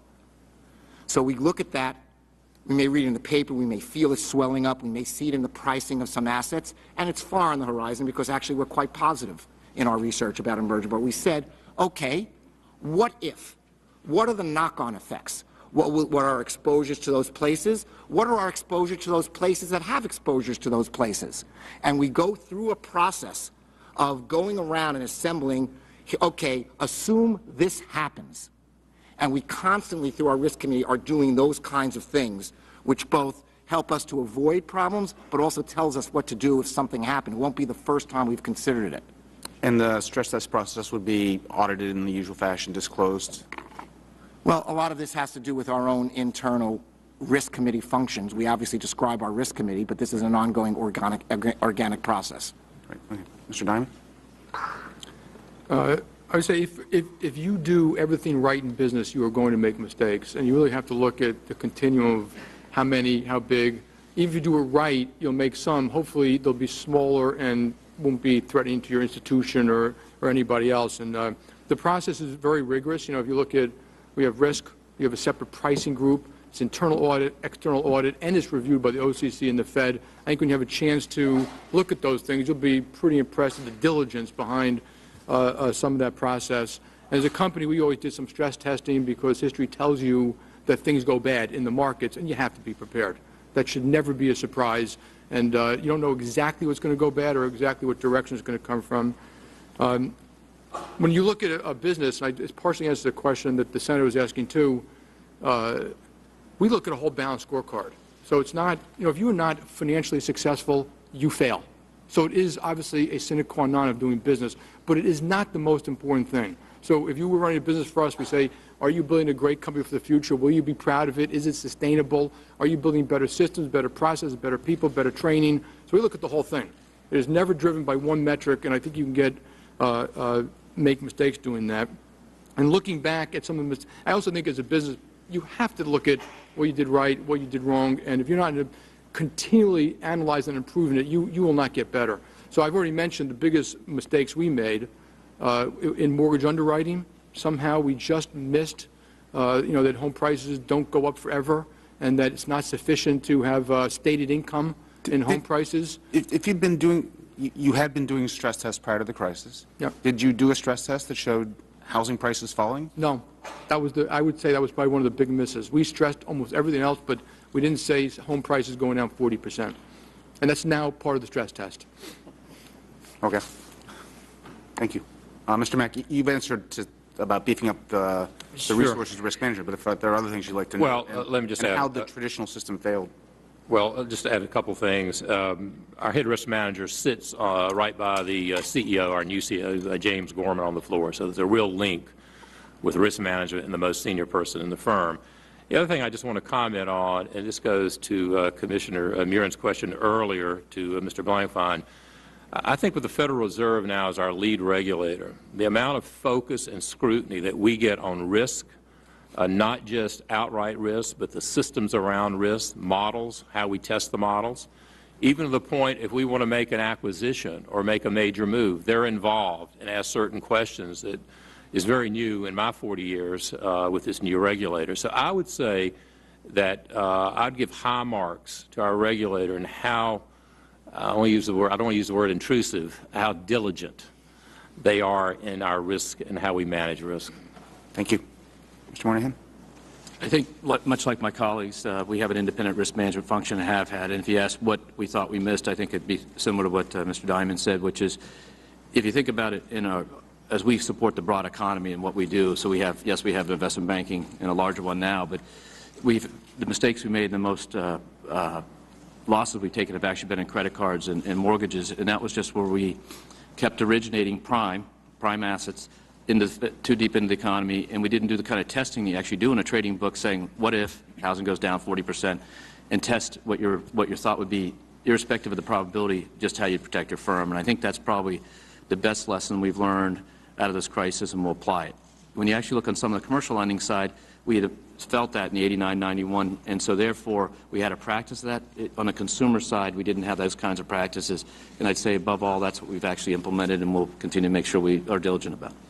So you have, at this moment, stress tests that look at commercial real estate and the concerns that are out there now, yep, and picking up your exposures. We have, and as you said earlier, the work that was done last year about this time to put in a stress test and things like that are broad firm-wide stress tests, but we've always had a view of commercial real estate really through the hard knocks taken in the late 80s and stuff to be very diligent about what it could happen to. I don't think the consumer side had ever seen this kind of recession, and that led us down a path that we've learned from.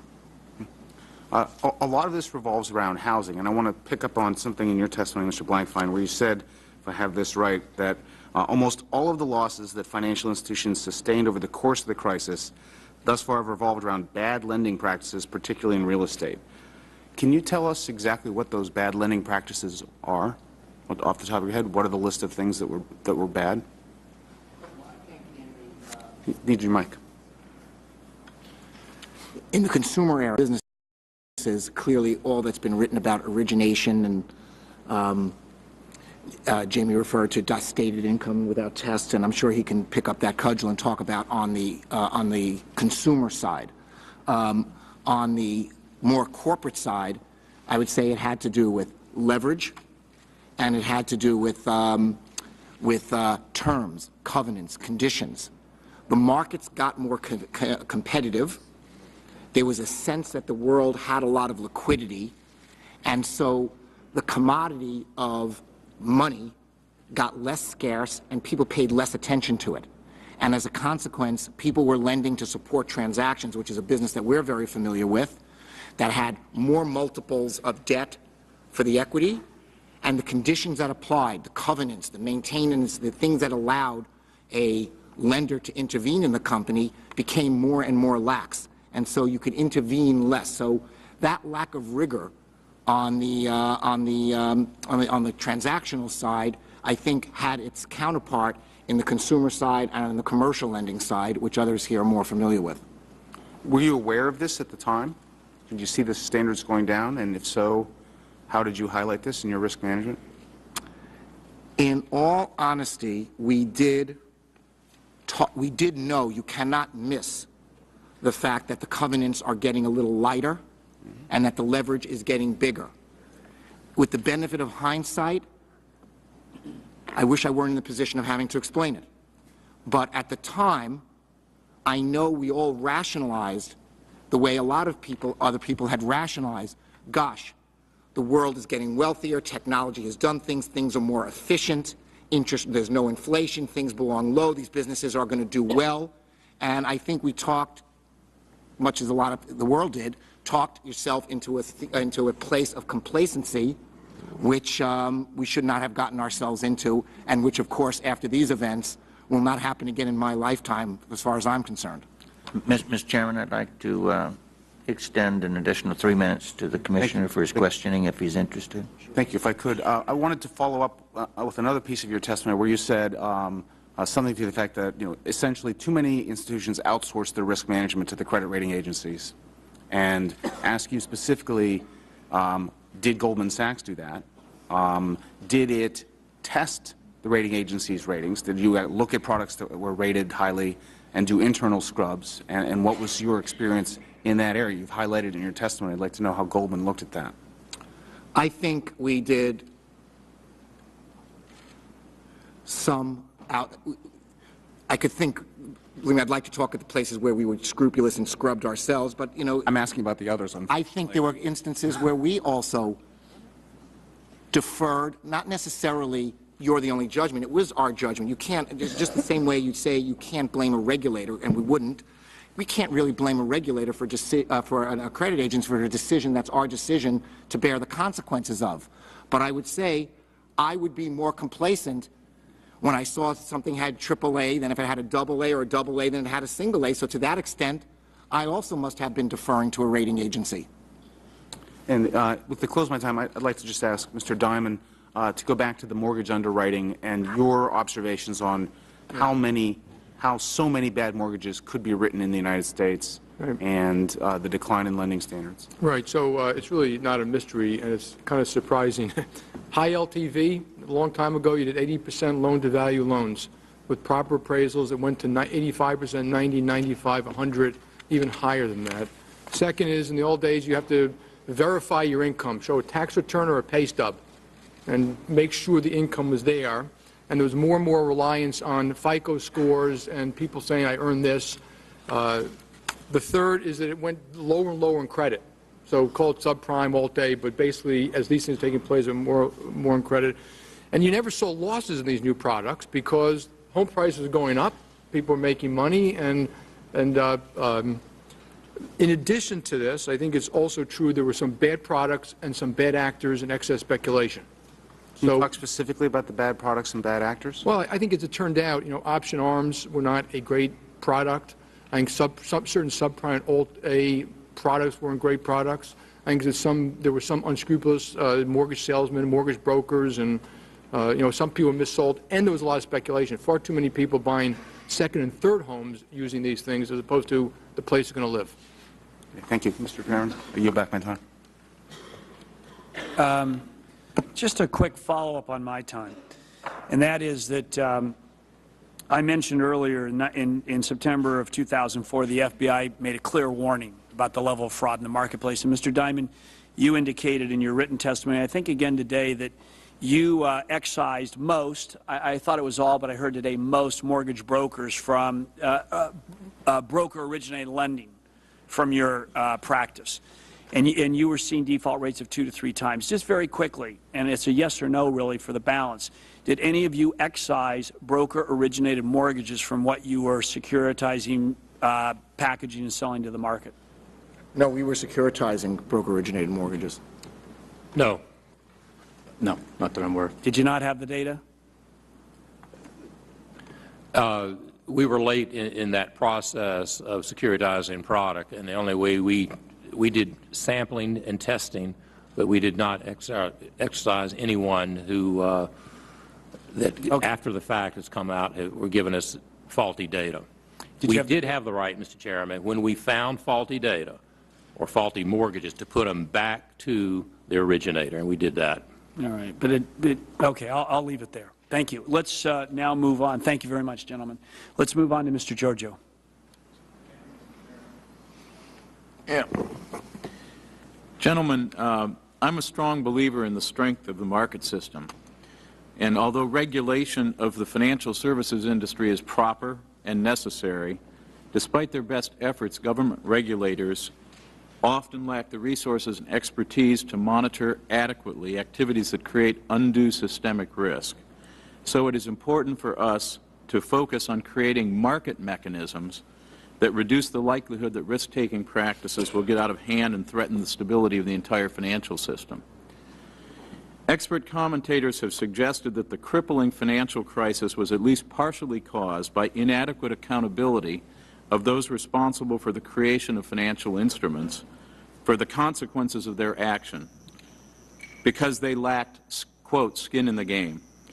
The investment bankers who undertake the fiduciary duty to conduct due diligence on the integrity of the security, the lawyers who draft the prospectuses, the accountants who audit the financials of the issuer, and the rating agencies which rate the safety of the security are paid their fees all in cash from the proceeds of the sale, and thereafter suffer no financial consequence whether the security succeeds or fails. This system places the burden of loss exclusively on the purchasers, often pension or retirement funds investing on behalf of citizens who worked a lifetime, legitimately expecting that there will be sufficient resources available to fund their monthly benefits during retirement. It has been suggested that this lack of accountability could be remedied if all the firms and individuals involved in the creation of financial instruments had to, quote, eat their own cooking, requiring, for example, that their fees be taken not in cash, but in significant part in the securities they created, which they would be required to hold until maturity unhedged. So if a bond were issued that was to pay 7% interest per year for 5 years, then repay the capital investment, the originators would receive their compensation on the same basis. If the investment banker who led the underwriting was entitled to a $1 million bonus, he or she would receive the $1 million worth of securities, yielding $70,000 per year in income for the 5 years, receiving the $1 million in cash at the end of the 5th year. If the security failed to perform as represented, just like the investors, the originators would lose their expected annual income and the expected principal amount of their bonus. Alternatively, some have suggested that investors should have a put for 18 to 30 months, during which time, if the security failed to perform, investors would be entitled to a refund, requiring the issuer and the underwriting investment bank to buy back the financial instrument. These suggestions are in no way intended to punish the responsible individuals, but rather to improve the quality of the diligence they exercised in the origination of the security, knowing that their financial future, just like that of the purchasing investors, is tied to the success or failure of the security to perform as they represent it will perform. And I would ask each of you whether you think that the volume created of illiquid toxic securities that contributed significantly to the global financial crisis could have been materially reduced by some such mechanism of placing financial responsibility where it belongs on those who originate financial instruments. And I would respectfully request that you attempt to answer, not as leaders of 4 of the world's most prominent financial institutions focused on maximizing your firm's profits, but just like the commissioners on this panel, as Americans struggling to identify the root causes of this devastating financial crisis and potential remedies to avoid its repetition. Mr. Mack. Happy to answer it. First of all, just on some of the product and the mortgages, we did eat our own cooking and we choked on it. So we kept positions, and it did not work out, not necessarily the position specifically, but that part of the industry, the housing market. Number 2, the idea to be paid in stocks or bonds for payment, I would do that, but I think it would be an issue with investors.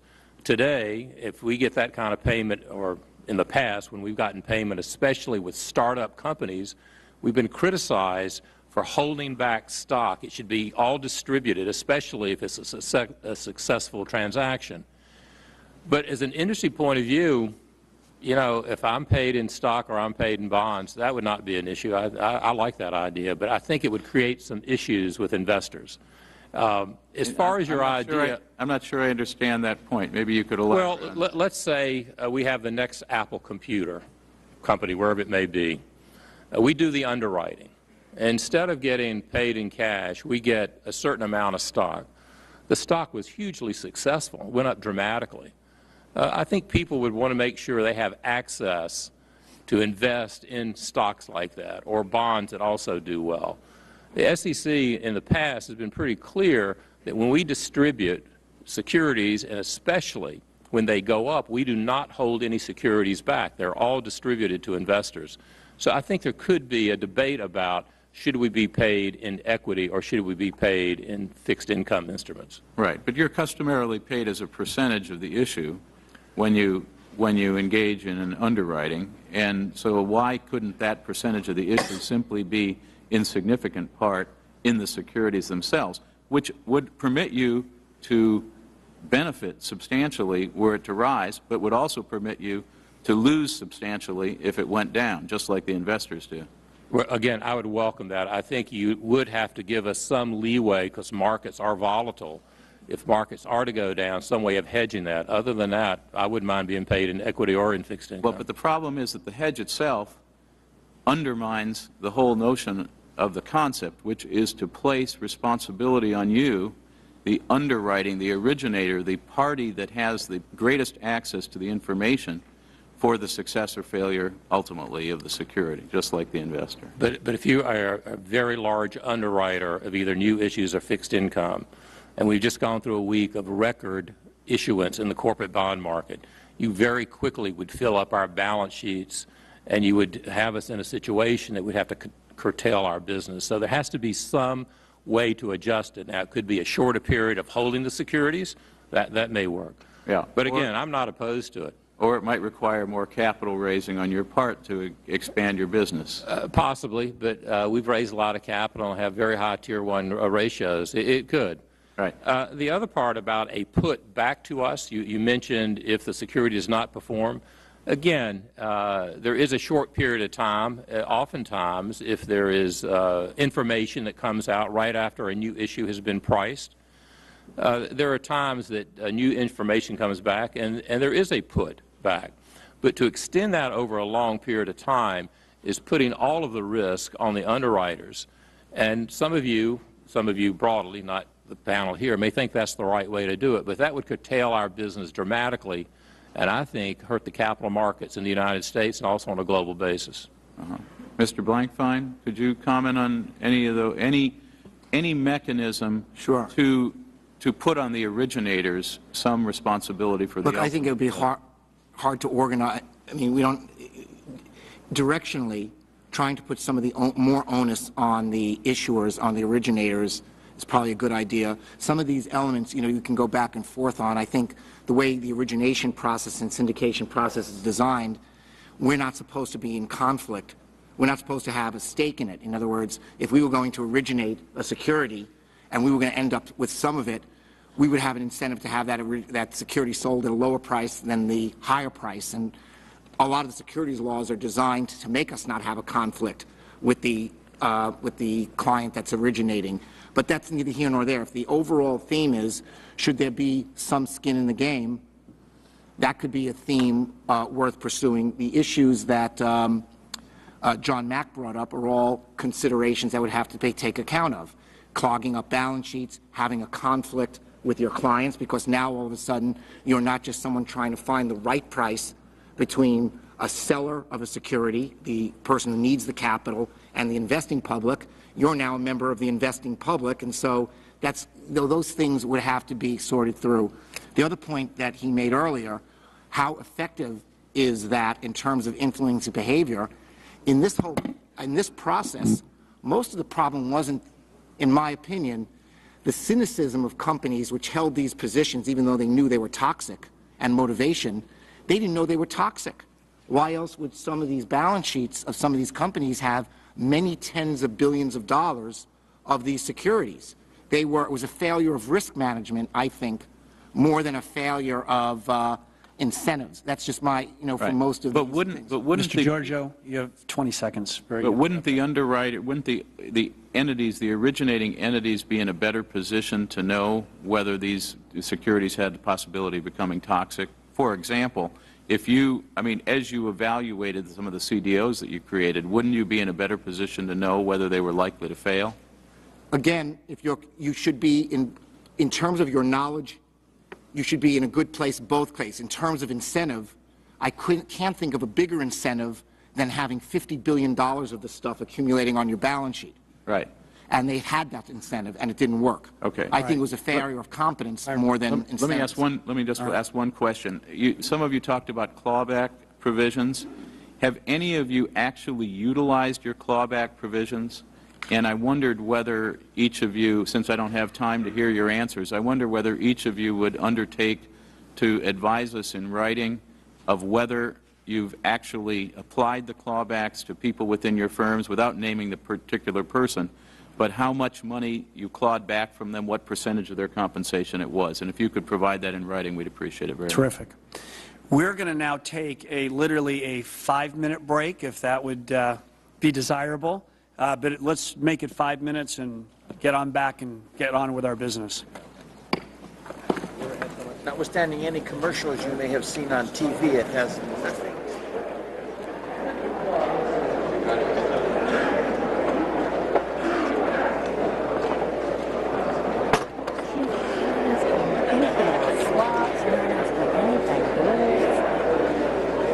Whippy. Poor Whippy.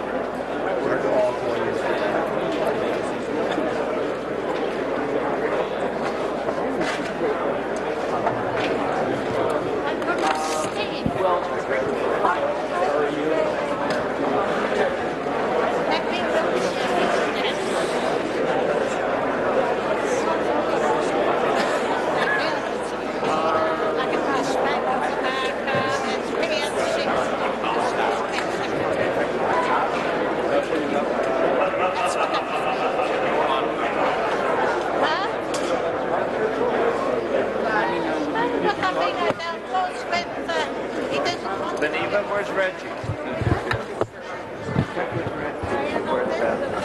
Okay, I'll let you know.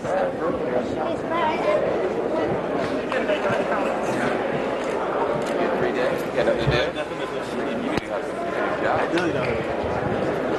You guys stand awake for this? Absolutely. So far, so good. I would like the stock. I didn't pay us the stock. You know, there's legislation they're talking about reform. Is part of the legislation that passed the House would require, it was 10%, they brought it down to 5%, with some flexibility. Wow. You know, depending on, that's what they do. But what will they do? Securitizations. Yeah, well, that's what he's talking about. Everything. Well, he's talking about everything, but the SEC has been really tough on being paid in kind. Well, but I think your answer was good, because if we're not gonna pick and choose where we're gonna do it. We're just gonna. Well, securities are priced to sell.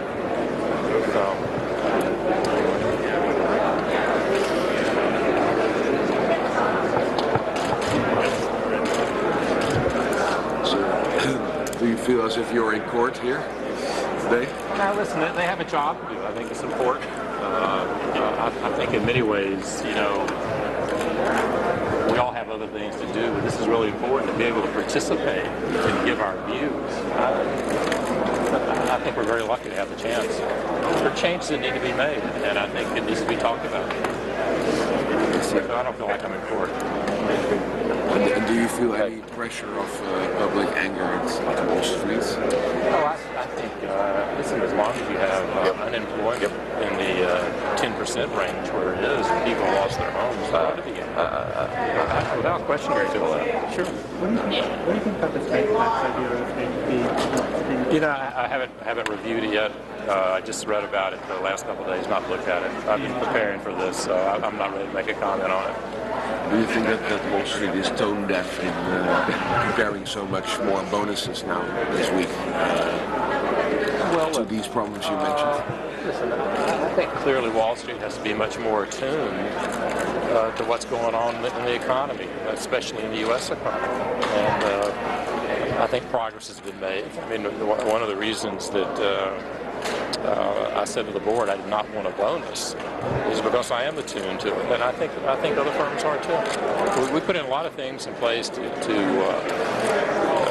make sure that we're responding to what's going on. But again, as long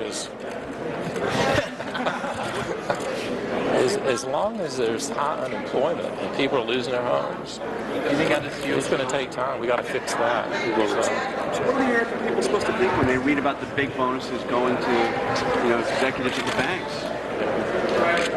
Well, at least with me, it's zero. All right, so I'm not taking a bonus. So let me just talk about it. Well, look, I have to run a company. All right, and we've had a record revenue year. I've got to keep people in place. And if you go back and you look historically or look in the last year during all the turmoil, a number of people have left, not just Morgan Stanley, but Goldman Sachs, other companies, to go either to other banks or to private equity. So there's still a very big market out there of demand for talented people. So we have to find the balance between what's prudent to run your business at the same time being responsible to what's going on in the economy. And I think with a lot of this compensation being changed from cash to equity that vests over 5 years, 6 years, and also most of us have put in clawbacks where there is some transaction that loses money the next following year after you've been paid, that you have the right to take that money back. So I think by and large firms are really trying to respond to that. So you think that balance has been struck? Well, again, I think we're in an environment so difficult you can never strike the perfect balance. But the effort to do that, everyone is very focused on doing that. Why do you think there's such a resistance to write down the principal of mortgages to keep homeowners in their loans, especially since a lot of the modifications aren't working out as well as a lot of people thought? Yeah, I think a lot of that, I mean, just in our case, we have a very small mortgage origination company called Sachs, and I think we have restructured, is it 46% or 44%? 44% to keep people in their homes. So there's a real effort to do that. I can't comment on the bigger companies. I don't know what they're doing, but there is an effort to do that. Modifications? Are there? They're trial modifications as part of the HAMP program. So we are making progress on that. I mean, there's been reports that a lot of those trial modifications are not going on to become permanent and aren't necessarily going to keep people from going into foreclosure. Well, look, you got to start somewhere. We started. I think we've been aggressive on it, and we want to be very sensitive going forward. If we have to extend it and it makes sense to do, we'll try to do that. But we need to be responsive. As of now, you're not thinking about agreeing to write down principal? Well, I think the most important thing is to try to redo their you want to let your hand rest? Just begin to shake. We've tried to be very responsive. We'll continue to work with the homeowners to keep them in their homes. All right, you guys are forcing me to go take a break. I was going to stay here and talk to my guys. Thank you. What are you doing after you step down from Morgan Stanley? Well, I'm no longer the CEO. I'm the chairman, and I'll focus on clients, and if I can help this committee or any of the regulators in some of the issues that I see that I can be helpful, I'll be happy to do that. Do you think other Wall Street CEOs should not take bonuses like you did? I think people have to make their own minds. I don't know. How did you get out of this meeting? Well, this is just the first. This is the first meeting. I think a lot of people are going to end up coming here. I think this is just the first cut. So, thank you.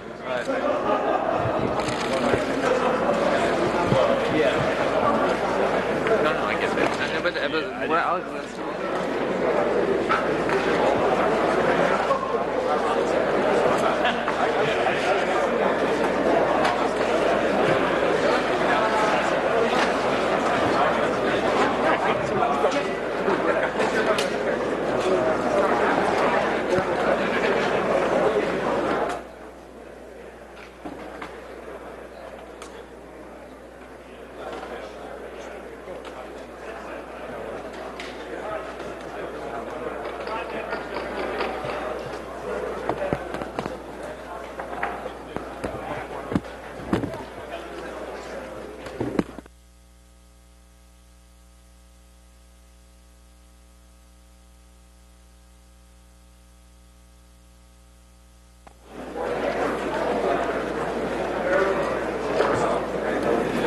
everyone in the audience can please take your seats. Mr. Vice Chairman, we're going to roll forward now. Okay. Mr. Thompson. Thank you, Mr. Chairman. Mic on. Thank you, Mr. Chairman. I'd like to take the discussion, if I might, back to the causes of the financial crisis. And as I reviewed the written testimony of several of you, particularly Mr. Blankfein, in your testimony you said that there were products that were created that served no purpose. What were those products? Why did they get created? Why weren't they regulated better? To what extent did those products that had no purpose contribute to this problem? I'm not sure. I think you're referring to SIVs. I think I was, at that point, I think I was talking, maybe I was talking about SIVs or those off-balance sheet. I think that there was regarded as a kind of an arbitrage, if you will, to have a company or a trust that invested in longer-term assets and financed itself short in the commercial paper markets. And that is a mistake that is as old as financial markets to make, that liquidity would be there, and ultimately those risks contained in the assets that were acquired and the vehicle was structured in a way to keep the risks off the balance sheet. But when they blew up, they suddenly came onto the balance sheet of institutions and created a lot of uncertainty as to the solvency of the institutions that sponsored them.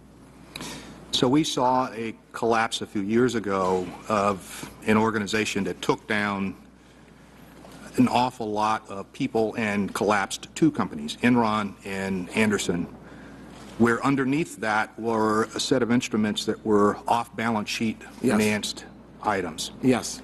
And many, many statutory changes were made to govern organizations to make sure that they didn't do things like that again. How could that have occurred in such a massive scale this time? I think in my written testimony, when I cited that issue about off-balance sheet risks, I said, post-Enron, that is amazing. This was the line I used, because not because these things haven't happened before, where people had risks that they weren't showing, which, by the way, creates two problems. One, whether you have profits and losses in your own business, and two, an uncertainty of the people who deal with you about whether you're solvent or whether anybody in the world is solvent, which froze the system. I think it's quite a big lapse that happened. We, as a mark-to-market firm, because of our regimen, we are required to put everything through our P&L, whether or not it's on our balance sheet. If there is a risk, if we make a commitment before it's even a security, we have to mark that commitment to market. And so our regimen that we were always under wouldn't have allowed us to do that, but it created a lot of problems for some of the big banks and sponsoring institutions and for everybody else. Because not only, again, did it affect them, but it created this wave over the financial markets where there was insecurity about whether anybody could be trusted.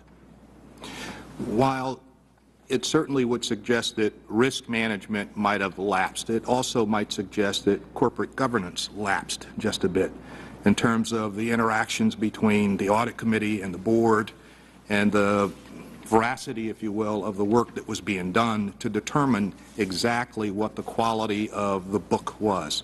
So to what extent does financial innovation and the regulator or even organization's ability to keep up really put this economy at risk? Well, I think there's always, the answer is it does, and the question is how do you moderate the risk, or how do you cover the risk, or how do you, let's apply the word excessive to prudence instead of excessive risk. How do you take such prudence that you can allow for risk, but you build safeguards and conditions and liquidity and a lot of capital around it? Because you don't want to, it's the age-old problem, you don't want to fail to innovate on the other one hand, and on the other hand, you don't want to bear the consequences of innovation that goes poorly. And so that is a balance that has to be reached, and you'd like to reach the best balance, again, before the 100-year storm, not the day after the 100-year storm, but that, I think, is going to be one of the most important uses of the information that's gleaned from this, from the work of this commission, is how do we reset the balance, but also making sure we don't go so far that we so de-lever the system, if you will, or so take no risk that we lose a lot of the engines that drive growth in the economy. It's a challenge. So, Mr. Mack, you indicated that you've had a 40-year career in this industry. How would you suggest going forward we think about innovation and managing the risk associated with innovation? Because you've seen a great deal in your time. Commissioner, I think it's, in many ways, it's very simple. I think our regulators and the industry have to focus on complexity. Instruments today can be so complex that even though, let's assume I am a salesperson at Morgan Stanley and you run a pension fund or insurance company, you and I understand what you are buying. And then a year later you move up, I move over to a different role, someone else takes your job. How difficult is it to get into the structure of that instrument? Now clearly people are qualified and smart enough to do that. The question is, does it happen? And I've said this to Chairman Bernanke, and I've also said it to Barney Frank when I visited with him. I think we do need to look at complexity. It continues to jump higher and higher, and of course, with innovation and computers and very smart people, you can continue to make it complex. So I think one of the things that the regulatory framework needs to focus on is complexity. So can the regulatory framework adapt or adjust fast enough given the pace of innovation in the industry?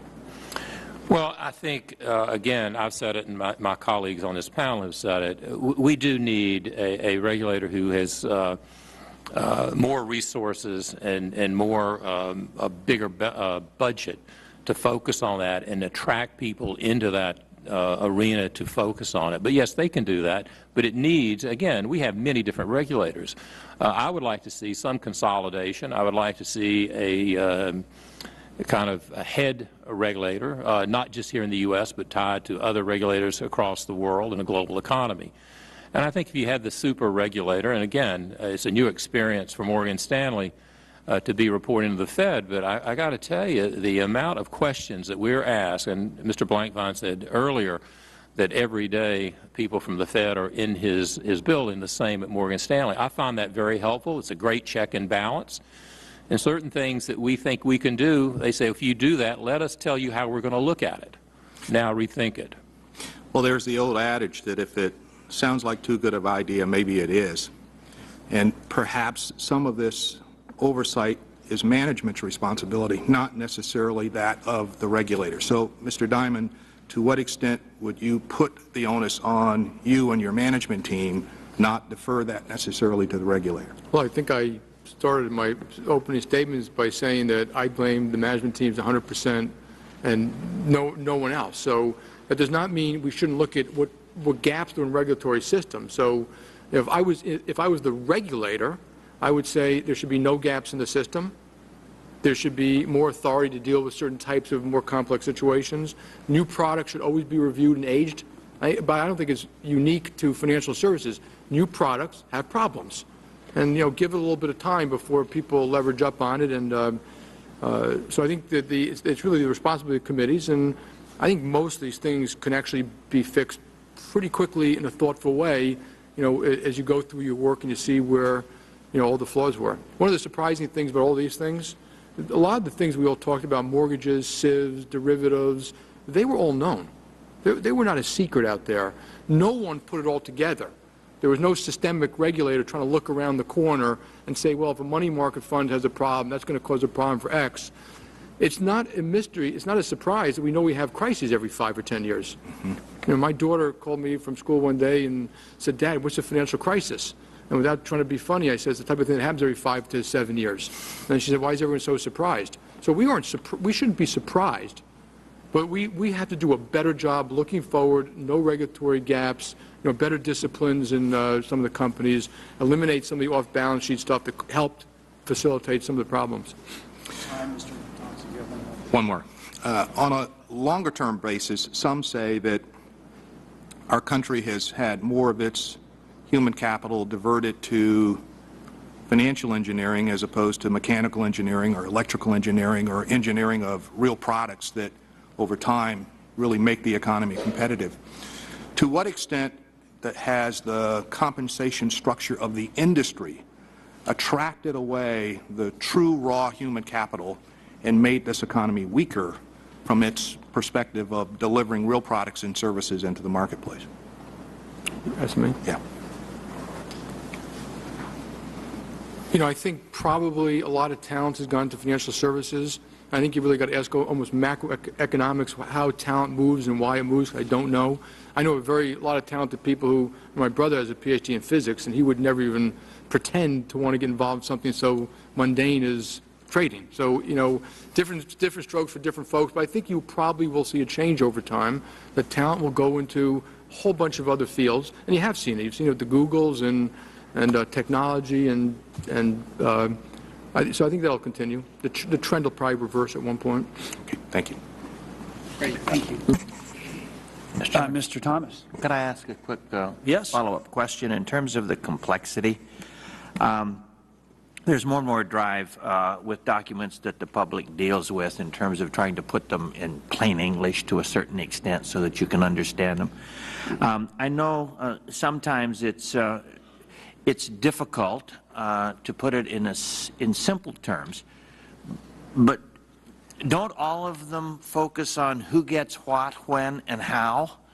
And you can permeate that in any way you want to, but there are some fundamentals that don't have to be there, that sometimes complexity is impressive. I mean, if I said I hate you, you get it. If I said I have extremely strong feelings of animosity, some folks may not. Now, maybe the blow has been softened by that, but the fundamentals are the same. To what extent can you folks, even from a PR point of view, talk about simplification so that people can understand, or is it kind of an agreement that you're going to have a fraternity which gets paid highly and has the jargon? We run into that a lot in government. I used to run into a lot in government in which jargon was used to reduce the number of people they had to interact with. Is that the case in terms of some of the complexity that you find now? You get paid more for 100 pages than you do for one. No, that is not. It's more of the engineering and structuring and derivatives and synthetic products. It's not about 100 pages instead of one page. Certain products answer certain questions or problems that someone's trying to solve for. So all of us are lucky to have very smart people, and if there is a problem that an asset manager has or a pension fund, and you try to work with them to solve that problem as a result. Is each one unique, or can you run to a standardized structure on those quote-unquote problems? It's something about who gets what, when, and how. Well, it's a combination. One of my colleagues used the word earlier, bespoke. Some of these products are tailored just for a specific problem, but others are generic and can be used across many different fields of investing. And bespoke always costs more than the general. Thank you, Mr. Chairman. Thank you. Mr. Hennessy. Thank you, Mr. Chairman. I want to focus on the too big to fail question. And just a comment on the selection of the panelists. I think it's interesting that we're talking about risk management with the 4 firms that survived, whether that was because of your risk management practices, but I'm much more interested in hearing about risk management practices at Lehman and Bear Stearns and Fannie Mae and Freddie Mac, the firms that actually failed to manage their risks and went under. But I think the American people probably really don't care about risk management practices at Home Depot or Caterpillar or even the biggest firms like Walmart and Chevron, because if those firms fail, they go under and they go away and their competitors swoop in. But I think that a lot of the policy problems and a lot of the political blowback comes because there was, at a minimum, a perception within the government that we could not allow the largest financial firms to fail. because of the broader consequences for the economy. So what I want to do is first I want to focus on the perception of the too big to fail question, and it's a question for each of you, on both investors and on managers and your board members. And that is, in the fall of 2008, do you believe that investors that were investing in your firms were pricing in the possibility that the government might come in and provide assistance, that the government might decide that your firm was too big and too interconnected to fail? And then the related question is, as you talked with other firm managers and with your board members, did the possibility of the government coming in and rescuing your firm or preventing your firm from failing enter into those discussions? I'm much less interested in whether your firm was likely to fail than whether you think investors thought your firm was likely to fail and whether you were discussing with others, well, if things get really bad, we can always count on the government to step in. And it's a question for each of the four of you. Since we've been starting from my left the whole time, why don't we start from my right and work our way leftward? Well, I think in terms of discussions, again, I wasn't party to those discussions, but I think, as Mr. Blankfein said earlier, in the darkest days, all of us had to go to bed thinking, if this thing doesn't stop, what could happen? And we all were very concerned at that time.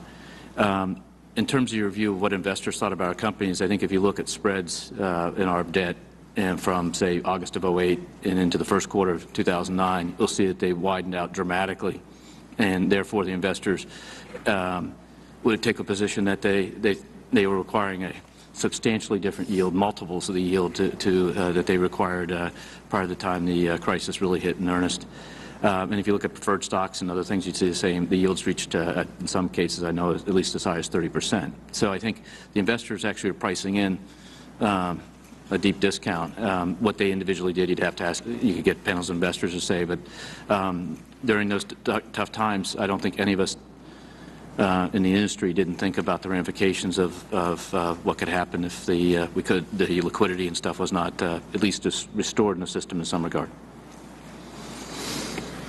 I think after Lehman was allowed to fail that no investor, at least in Morgan Stanley, was thinking we were too big to fail or the government would come in and help us. As a result, the stock traded at one point down to $6.71. If they had a view that that was not the case, the stock would have never gotten that low. So I think Lehman sent a wake-up call to any investor out there that the government was here to help you and would get you through this crisis. At the board level, it was never discussed. It was never discussed if we get into where the Japanese were not going to put the money that they invested in with us, would we be bailed out by the United States government? It was never discussed, never thought about. You raise a very interesting question, because at no point before the crisis did the market price these firms like they're too big to fail. And all you have to do is look at what they paid for Mr. debt. Diamond, would you move the microphone closer to you? Yeah, I'm getting signals. It's very difficult to hear in the back. I can't move it any closer. I'll sit up here. I'm saying no point in the market before the problem started were these firms priced like they were too big to fail. So if you look at what people lent money to at the firms, no, they were priced like there's potential for failure like any other company.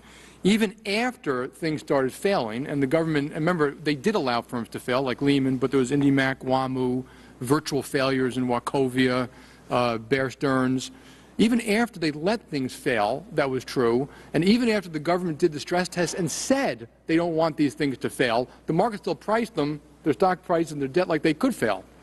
At our board level, we never had a conversation ever that we should rely on government to do anything. We never had, I don't recall any internal conversation among the employees or with the board about what we would do if we would fail. I'd say on the too big to fail issue, I agree about the sequence. Nobody in our company entertained government intervention, and certainly certainly we didn't behave that way. We're shareholders. We work for the shareholders, the equity. Even in the context of a too big to fail, if you take Bear Stearns, that was, quote, rescued, the equity failed. And we work for the shareholders, and all of the people in the firm are shareholders, and that's how we think internally of what constitutes a failure. So for our purposes, they rescue the debt and the equity goes. That's as much of a failure as anything could possibly be. External, I think everybody contemplated that the equity could go to zero because that was the pattern. And in fact, it's an interesting, and I would say on the debt, after the government, after you saw the too big to fail noise came out, which only came out after Lehman, not before, you could see debt spreads contract a bit. But it's interesting because there's always unintended consequences.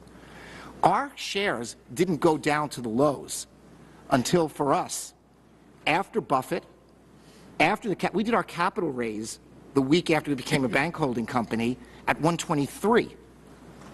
We went down to a low under 50. That was after we got capitalized privately and after the TARP got passed because at that point, people external to the firm started thinking they'll be quick on the trigger, the debt will get saved perhaps, and maybe the equity will get crushed. Maybe we'll get into the scenario of a kind of a Bear Stearns. And so we were running as in other words, that put some pressure on the equity of our shares, which again went to those lows after the government inserted money into the firms. Okay, thank you. Related question, and why don't we go this direction now? The capital purchase program and the stress tests drew a line between the 19 or 20 largest firms and everybody else. Do you think that drawing that line has changed that perception in the market? Do you think that investors now believe, well, because my firm was a part of the capital purchase program, because they were a part of the stress tests, because the federal government clearly stepped in and saved at a minimum the financial system and in fact certain specific firms, that there is an implicit put option in the value of your firm and those other 15, 16 firms? And by the way, I'm just going to say there's 2 minutes, so if answers can be brief for Mr. Haynes. Yes, that feeling, I would say we don't behave that way, but that sentiment is in the eye of the person who you ask, and maybe some people think like that. I think, by the way, post-Lehman, which, by the way, was obviously allowed to fail, and these conversations and the debates in Congress and the toxic reaction to rescuing these firms, I think that's gone a long way to unravel the idea that the government won't let a big institution fail. And away from the context of a big systemic risk like we had where it was critical, I think any one of these, a firm can fail now in the context that we're in now a lot more easily than it could have at that moment. Okay, then let me ask a different but related question, which is, do you believe that if one of your 3 counterparts here, if one of your 3 counterparts messed up and that firm failed tomorrow, do you believe that policymakers would step in and prevent that firm from failing?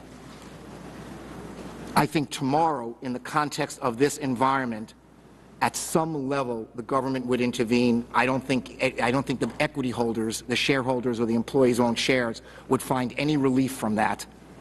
But there would be something done because of the fragility of the system today, I believe. Okay. A year ago, a year and a half ago, maybe not. A year from now, maybe not. Okay. Quickly, I believe Mr. Diamond mentioned support of resolution authority, some sort of wind-down authority. The rest of you, views on resolution authority, how is that important in legislation? But, Mr. Chairman, I'd yield the gentleman three additional minutes to be able to pursue the line of questioning. I'll start. Sure. Yes, I think similar to Mr. Diamond's comments, I believe the resolution authority is key so that we don't have it left to people's speculation of what might happen. There's a clear path forward, as has been in the FDIC process for years and years and years. We agree with that also.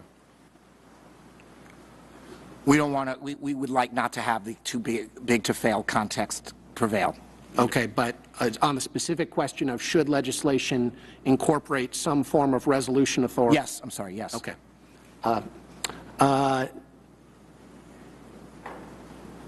Then can you explain to me the difference in views? I was in the administration, and clearly there was a view that there were systemically important financial institutions. We now hear the Secretary of the Treasury, we hear the Chairman of the Fed, we hear other people talk about systemically important financial institutions, a higher level of regulation, a higher standard for preventing them from failure. Presumably that is because I know past policymakers, and I believe current policymakers believe that we cannot allow your firms to fail. What is the gap then between your perceptions that you described from 2008 and the perceptions of the policymakers? Mr. Mack? Again, and I think Mr. Blankfein said it correctly, somewhere in the future, I don't know if it's 1 year or 2 years, clearly any of these institutions could fail. I think given how fragile the markets are, not just here on a global basis, I think that's an issue. So as you go forward, and when I say go forward, I'm not just talking about the U.S. economy, I'm talking about the global economy. Everything's interlinked.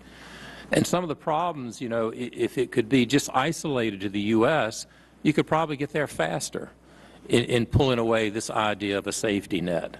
But unfortunately, it's more complicated than that.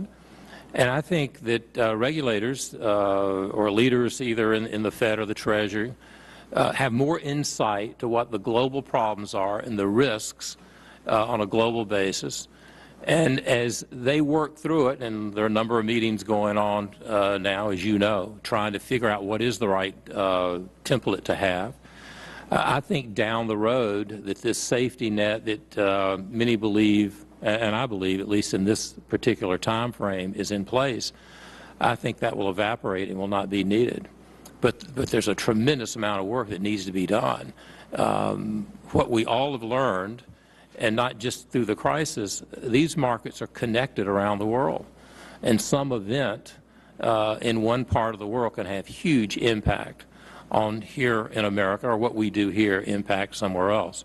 But it's going to take a lot of work and due diligence to come up with the right framework where we can remove the safety net. But I'm convinced that will happen. Okay. Just an observation. I think time, Mr. Hennessy. Just 15 seconds. There is a significant difference between an increase in the perception that your firm will fail and whether or not a put option exists. They may both be the case. It may be the case that your spreads increased significantly after Lehman failed, but there might still be investors still might be pricing in the risk, the possibility that the government would step in and rescue your firm. Thank you. Thank you, Mr. Hennessy. Mr. Wallison. Thank you, Mr. Chairman. I'd like to focus on a couple of things a few things for all of you that relate specifically to what caused the financial crisis. The newspapers have covered this somewhat, but I'd like to get it in the record. Excuse me, Mr. Wallace, would you pull that mic down, Sure. make it more directly toward you, and then pull it up? I know it's hard, but it allows us to hear you. I got it. Mr. Blankfein, I'd like to start with you, and incidentally, I'd like to say that we W's always envied you B's because you always went first. But in this case, I don't think it's something to envy, and I've now recognized the downsides of being a B. But in any event, let me start with you. The newspapers have covered this quite a lot, but I'd like to get it in the record, as I said. If AIG had been allowed to fail, what would have been the consequences for Goldman, and why?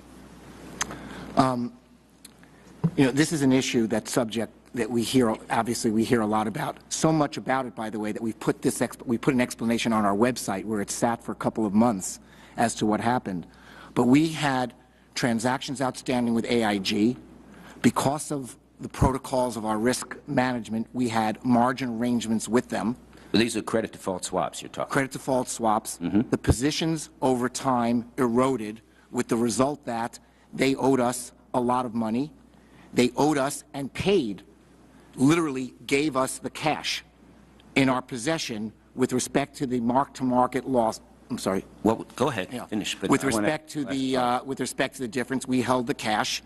During the pendency of this period and through 08, we were marking to market, as is our regimen, and we were probably one of the most aggressive markers to market because that's our regimen, and we called them for more margin, and they became very slow in giving margin, such that there was a gap. As a result of our protocol, which doesn't allow us to take more than a certain amount of risk, we went out and bought our own protection against their credit. such that the combination of literally the cash we had and the credit derivatives we had from other big financial institutions with whom we also had margin arrangements, so we had the cash for them, effectively covered what would have been the loss. What was the total coverage that you had? We had on the exposure of about, and again these numbers are more specific and available, and so I'll do the best I can, are about $10 billion of exposure, against which we had, I believe, about $7.5 billion worth of cash, literally cash, and $2.5 billion of credit protection.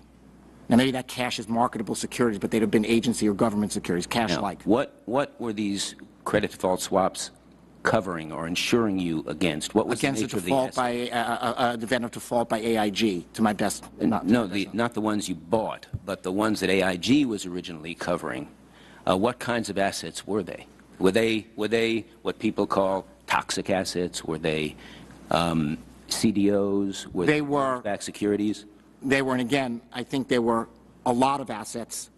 And some of the elements of our business with AIG was with other parts of AIG, including another thing. But to the point, I think the main part of it were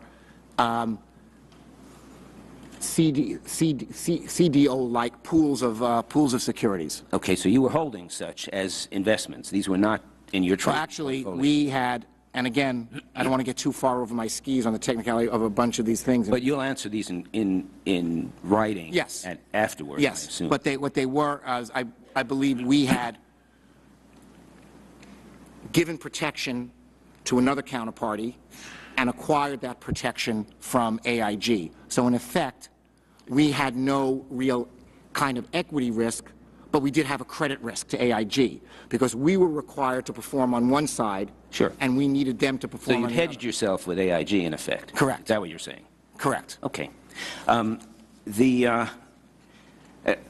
Since Goldman was regulated by the SEC, which I think began in about 2004, your leverage increased substantially from 2004 till about 2008. Why would leverage increase after you became regulated by the SEC?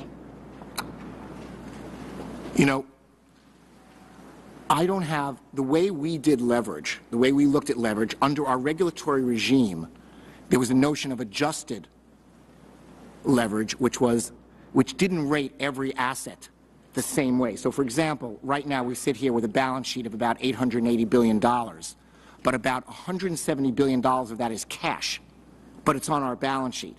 So we assign a very low risk to that, and the regulation assigned a low risk.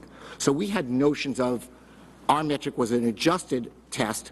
The Federal Reserve for bank holding companies has a gross leverage test, which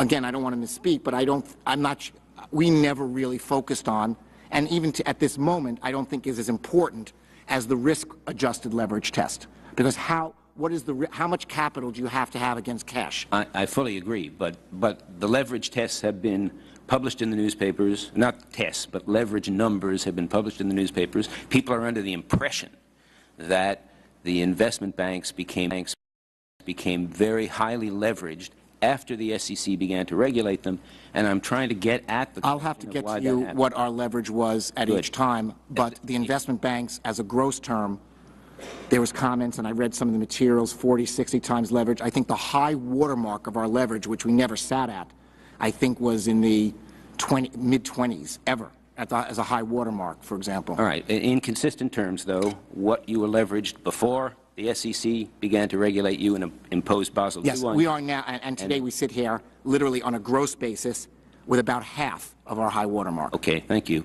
Mr. Mack, would you answer the same question, and that is, at least there have been reports that the investment banks became much more highly leveraged after the SEC took over regulation in about 2004 and imposed Basel II regulations. Could you respond to that, why that happened, or if it didn't happen, see if you can explain why these allegations are out there? No, I think it happened, but I don't think it was tied to the oversight of the SEC. I just think you had a robust period of low interest rates, and a consistency movement in markets on the upside, so people took more and more risk. But I don't see the connection. We'll be more than happy to go back and look through our files and talk to my general counsel and try to give you a more specific answer, but I'm not aware that that was a trigger point for more leverage. Back to you, Mr. Blankfein. When was Goldman, in your knowledge, first alerted to the fact that there were serious problems with subprime mortgages? I would have to look back. As Goldman Sachs, I just wasn't at all focused on it until it started getting into the press. Well, again, I'm going back to newspaper reports that Goldman was early in recognizing the dangers here and began at that point to sell short against certain indexes in order to protect itself. Was that not? No, let me be clear. First of all, we had research, which we make available, that showed Goldman Sachs, published research to the world that showed that we were very negative on the housing markets, I believe, going back way before 07 and 06. Our movement in the mortgage market was for us a matter of hedging and managing our risk, because as a syndicator of product, we were usually in a position of finding ourselves long, much like the banks that have had big problems and accumulated tens of billions. Our risk management protocols required us to try to sell down those positions or else stop being of service to the clients who wanted to syndicate their pools of loans. And so we were driving ourselves from a point of view of let's moderate our risk. People are using the word going short. What we were trying to do is get closer to home, because we were for the most part had long, almost like every other financial institution would have had a lot of this stuff. We were always trying to get back into a risk limit. Okay, thanks very much. Mr. Diamond, you said that residential mortgages were, quote, poorly underwritten. I think you implied that one of the reasons was that there was so much money around and losses were not being suffered. But, and that is probably true, but were there any other reasons that traditional mortgage standards, such as an 80% loan-to-value ratio and so forth, were eliminated, eroded over time in this period of the 2000s up until the mortgage meltdown? Mr. Chairman, I'd yield the Commissioner 3 additional minutes. Oh, my goodness. Okay. Time does go fast. Go ahead. So, I think the standards eroded over a long period of time, and the losses were masked by the fact that home prices were going up. Right. And I think the whole industry, all of us just eroded those losses. And I think economists will look at, and so I think you've seen the same things I see, the low rates help fuel it a little bit and maybe help fuel a lot of housing speculation. And I've always looked at Fannie Mae and Freddie Mac as being part of the issue in how they grew and over time. I don't blame them for the bad behavior of our underwriter banks, but I do think they were part of the problem for the whole industry taken as a whole. Let me ask a question of Mr. Moynihan in my very limited time now available.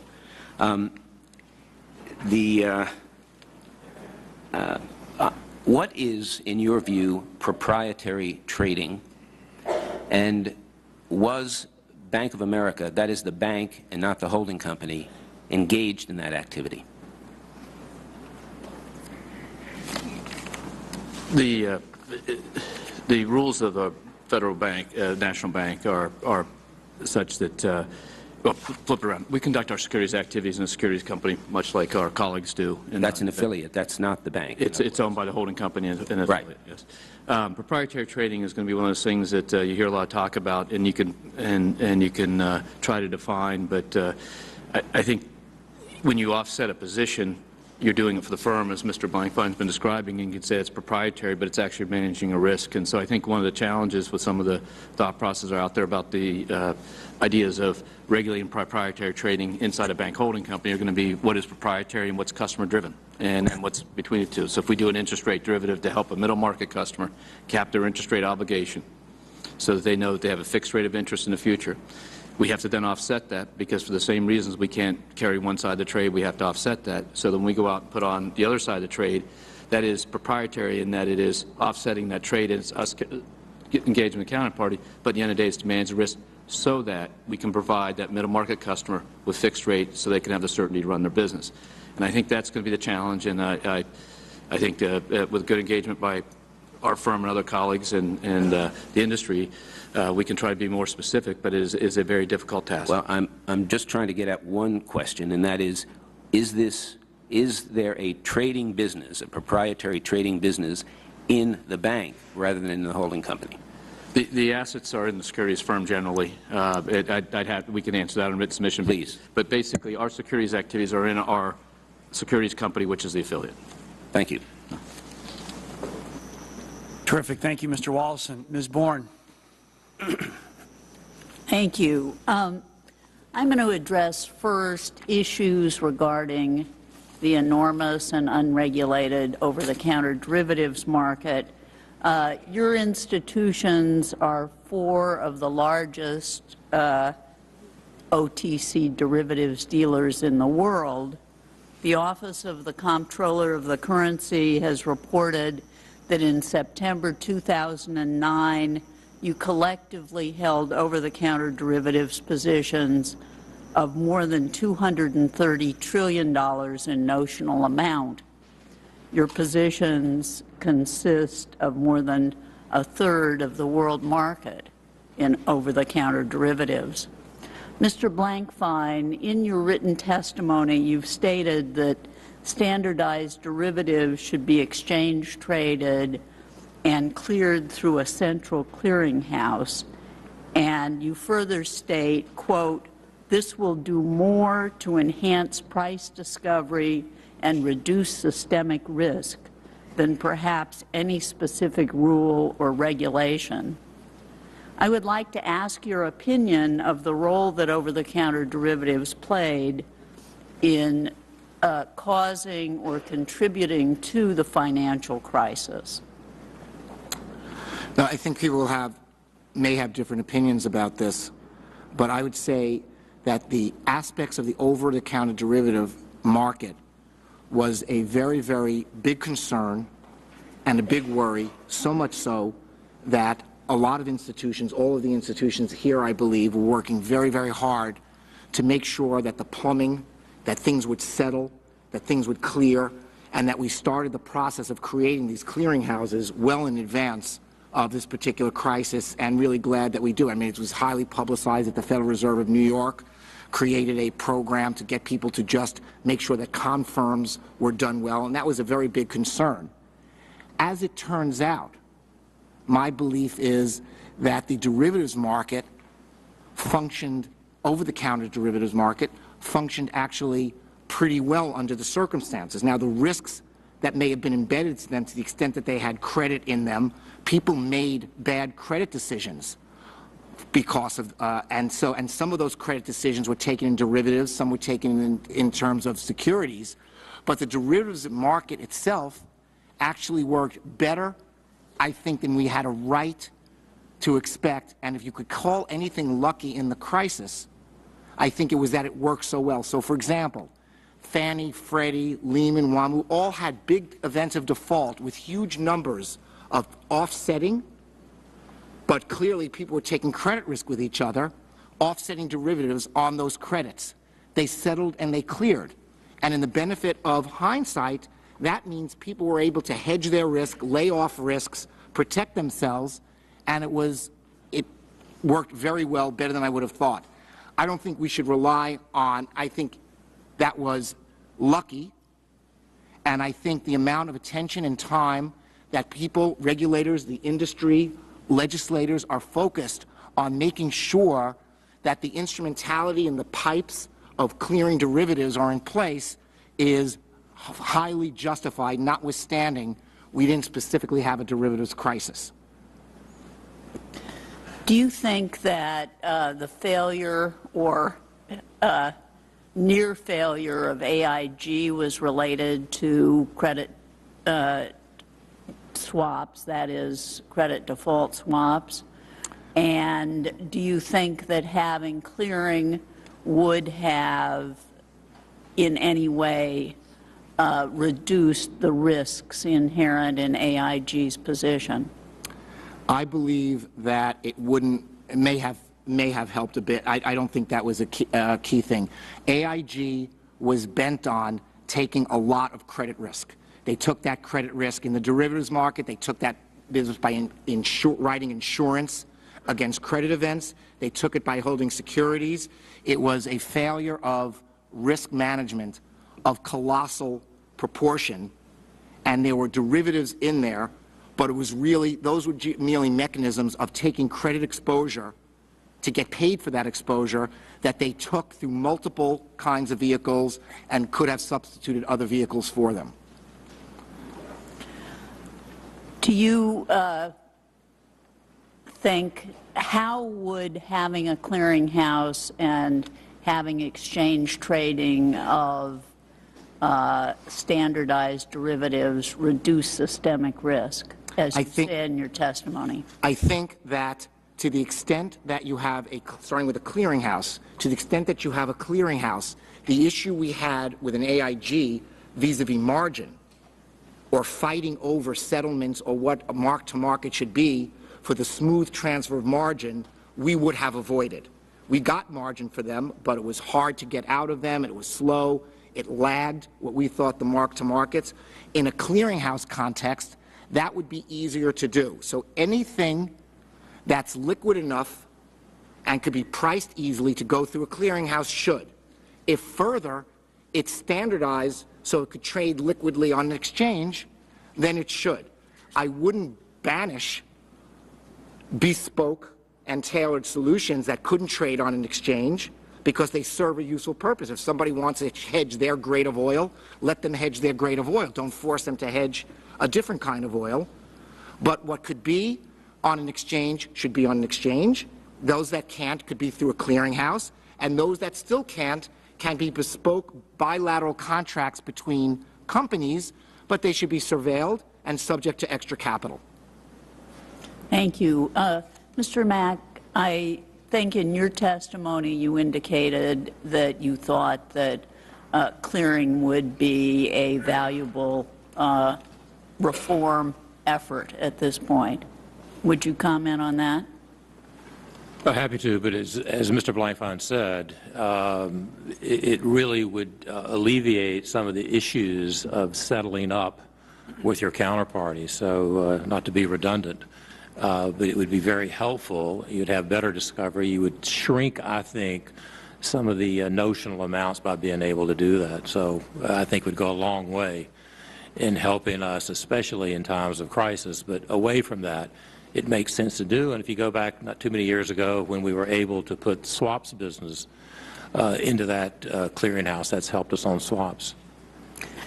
Could you tell me how much, I understand that only standardized contracts could be exchange traded and cleared easily, and that bespoke, customized contracts, because they wouldn't be part of a fungible group, are not as amenable to clearing.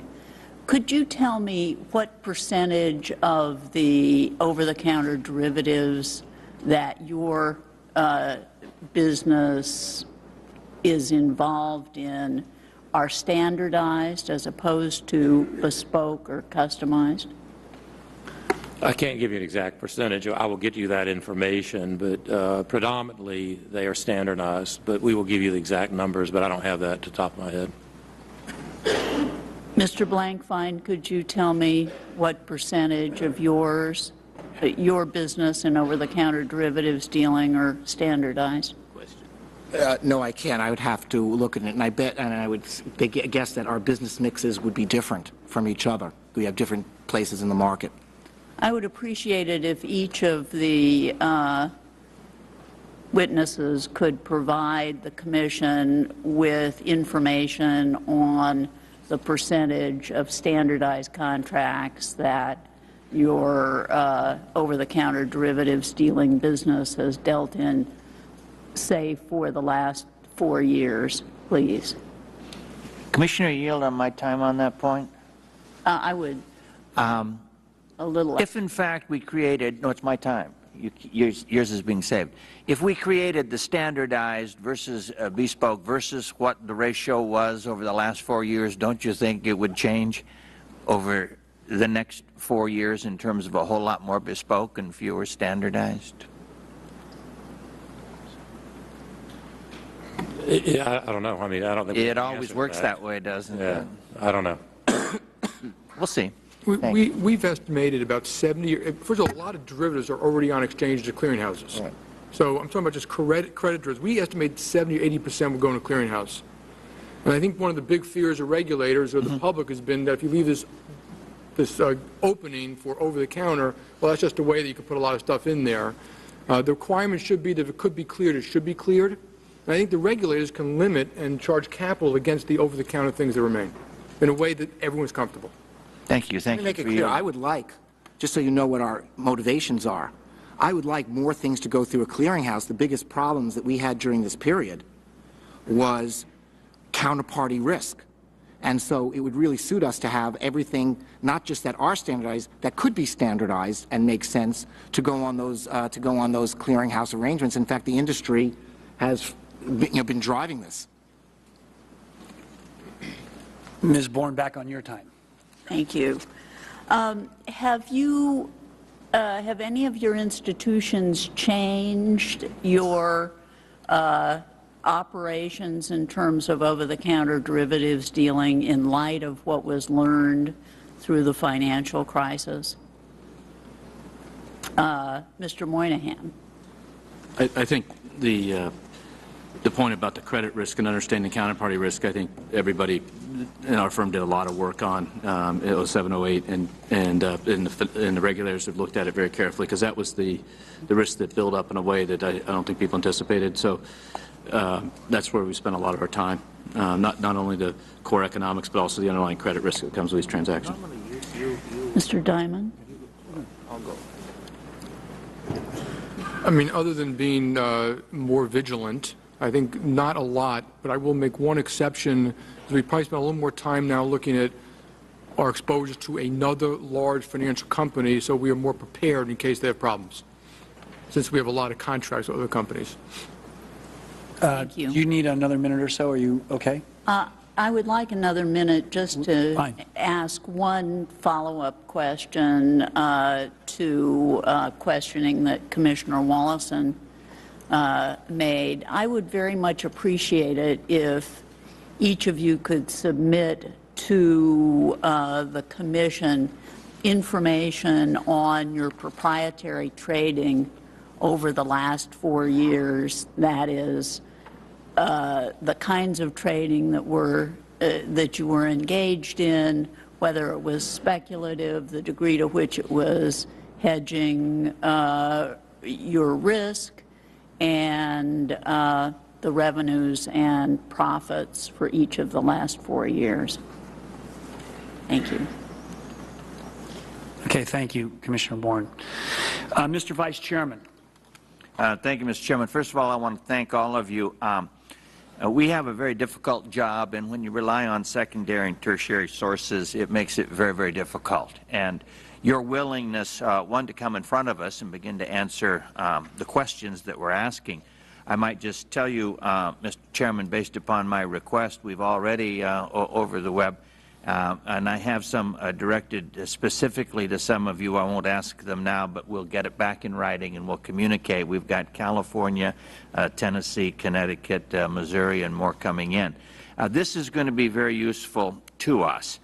We want to assure you, as we have the administration, that any information provided to us will be handled in the appropriate legal and protective ways, especially sensitive with the Private Sector on Trade Secrets Act and other information.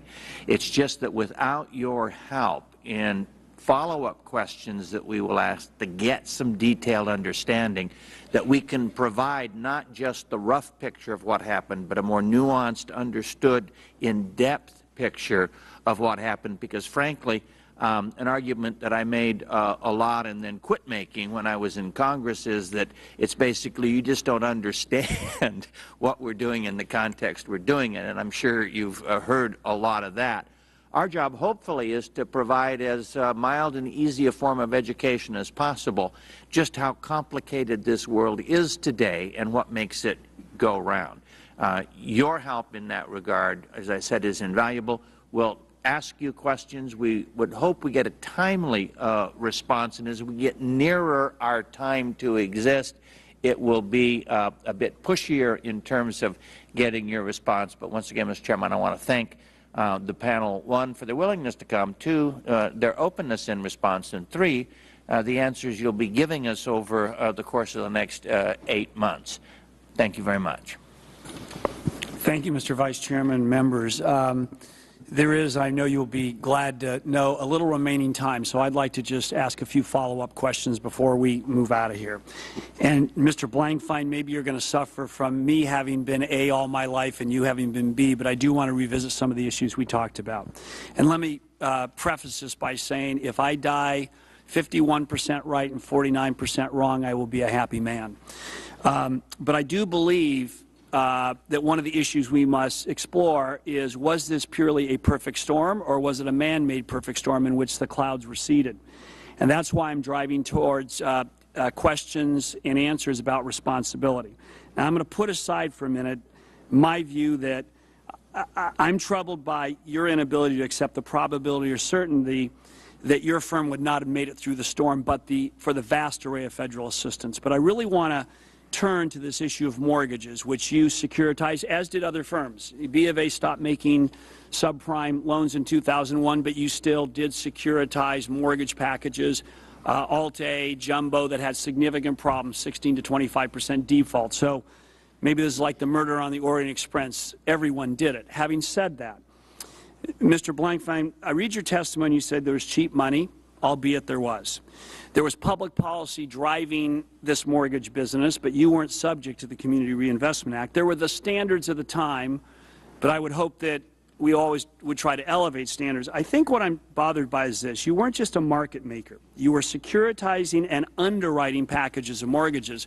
And when it was clear the market was going bad, even though there was information about bad lending practices that other people moved on, you kept moving this product in the market. And I guess what I'd ask you is, what is your responsibility when you put your name on a security to investor to underwrite that thoroughly? There were FBI warnings, there were loan tapes available. Did you fail in that respect, in that you did not underwrite the loans that you then securitized and moved into the market?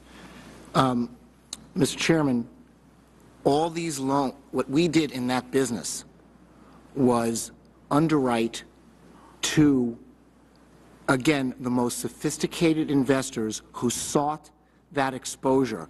I know it's become part of the narrative to some extent that people knew what was going to happen at every minute.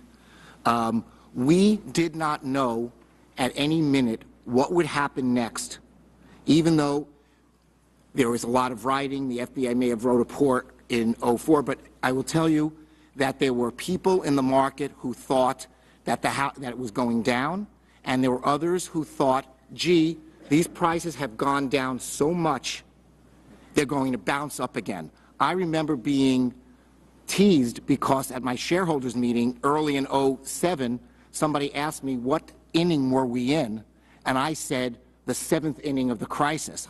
And of course, it turned out not to be the 7th inning, it turned out to be the 2nd inning. What was and so what we were doing was we were creating process. If you ask me, do I wish we had done it? No. Yes. I think I'm asking a more direct question. Was your due diligence adequate? Well, that could be. I mean, did you scour loan tapes? Did you dig deep into looking at what you were moving, the actual product? And I guess the question is, isn't that, in the 1920s, everything's different.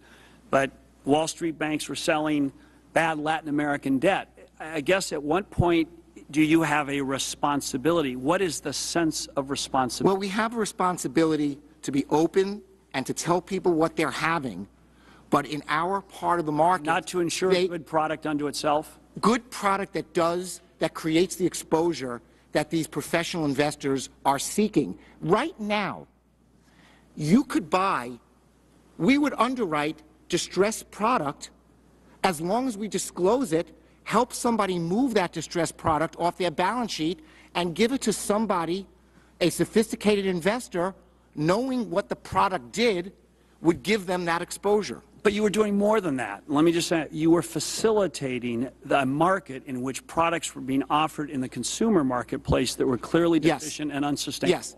Yes, for sure. Okay. It had that effect. By allowing that to turn over and by us giving the dollars back to the originators in exchange for the loans, it allowed them to go out and originate more loans. So to that extent, we played a part in making that market big, all of us as syndicators, you doing what the capital markets do, which is give people access to capital. And so that was a role that... Well, apropos of Mr. Mack's rather compelling statements about regulation recently, we cannot control ourselves, you have to step in and control the street. Is this an argument for very tough regulation of products offered at the ground level? Because of the inability of the chain of securitization and the chain of private players to control the quality? I think nobody, looking what happened, and the most horrible thing of this crisis, what has happened to consumers, to individuals, in the mortgage market, in other things who've taken on debt as a consequence also of behavior, and the confluence of behavior and the recession, I would say no one would argue that there shouldn't be more protection and safeguards and regulation of that interaction between finance and the consumer. All right. There's 1 minute left, and the only final question I have is you, Mr. Diamond. How do you correct the asymmetry in compensation? Let me just say it simply. I was in the private sector half my life. I was in a business where you put real equity at risk, and if you lost, you lost. You bet big, you could also lose big. There's an asymmetry here where in the financial services industry it seems that it's almost like you're at a blackjack table in which you never really get wiped out. At the end of the day, the worst you can do is walk out with what you had. On the other hand, if you hit big, you can hit big. It seems to always tilt towards making the biggest bet possible because there's no consequence for the biggest bets. How do you correct that? Well, I think there's a consequence. You can lose your job, you can lose your reputation. But I do think you raise an issue. The first way to correct it is that you actually risk adjust it, to actually look at the capital being deployed, and you make an evaluation. Did they do the right things for the right reason, for the client, et cetera? So you are constantly trying to evaluate, are you doing the right things on the trading desk? And, but it is a little one-sided that way. And the more senior the people become, the more stock they own in the company. So they are responsible for the well-being of the whole company, and they will pay a price if our company pays a price. I think that's generally true. And you've seen that a lot of the companies that went belly up, their people did pay a price. Even though the Harvard study by Professor Bubchak said that even in those instances, people took out hundreds of millions of current compensation. So downside compared to what most Americans feel is not nearly the same. Right, but they should redo some of those numbers in that study because they weren't all right. We'll debate that after this session. Members of the Commission, members of the public, the gentleman who came before us today, thank you very, very much for coming here. Thank you for adding to our work and appreciate it. And we will be posing written questions to each and every one of you. Thank you. Panel, ladies, photographers, hold on a minute. No, nail them. Folks, hey, clear out of there, guys. Hang on. We're still trying to do a meeting. Please leave the well. Yes. Move aside. The hearing is not recent. Yes. We appreciate your fervor to inform the public, but we will take a 25-minute break, and commencing at 12:45, we will be moving to the second session of this hearing. Thank you all very much. Yeah, you're going to do that. Photographers in the well. Look at photographers in the well. You know what?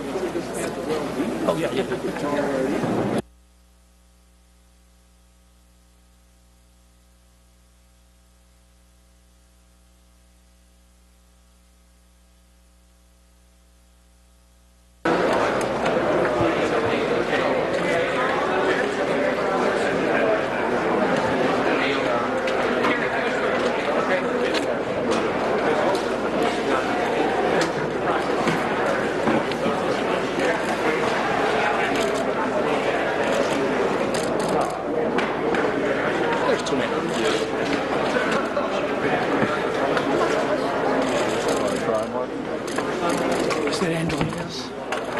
Chairman, right there.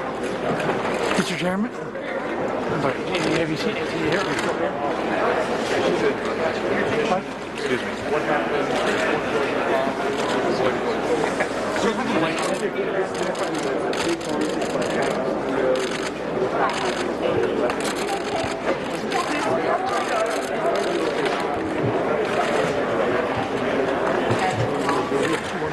People.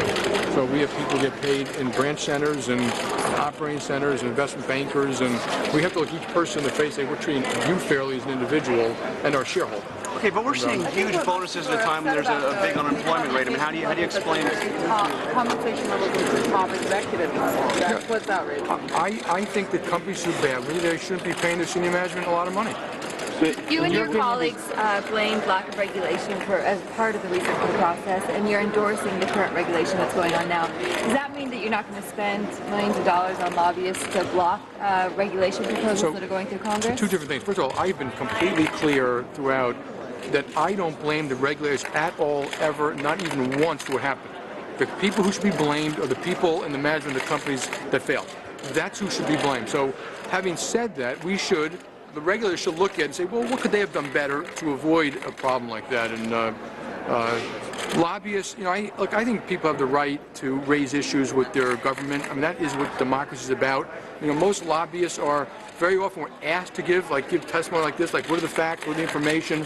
And JP Morgan Chase has always tried to help and do the right thing in every way possible, both providing information, doing analysis.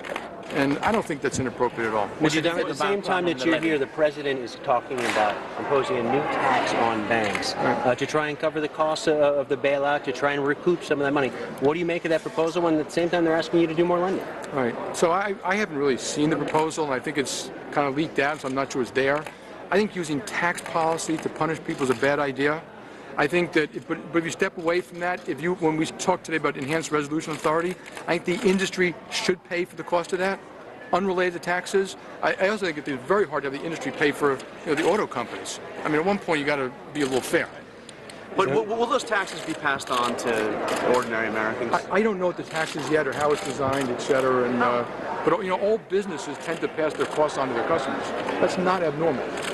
Jamie, are you going to be able to win this? Are you going to be able to win this fight over this debate over size? You made the argument here that size can be an important factor in determining whether or not banks survive here.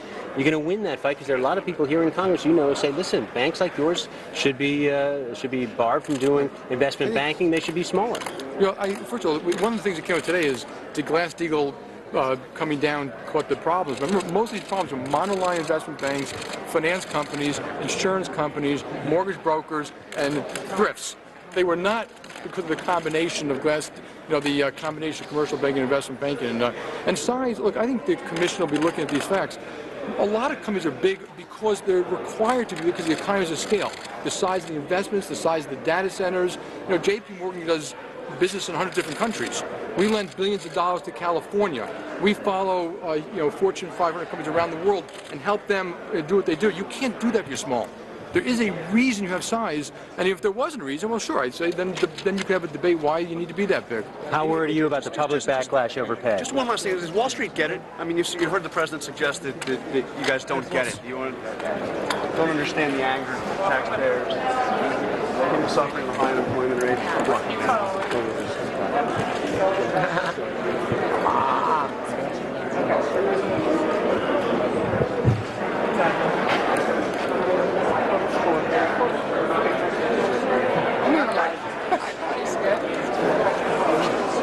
That was my point.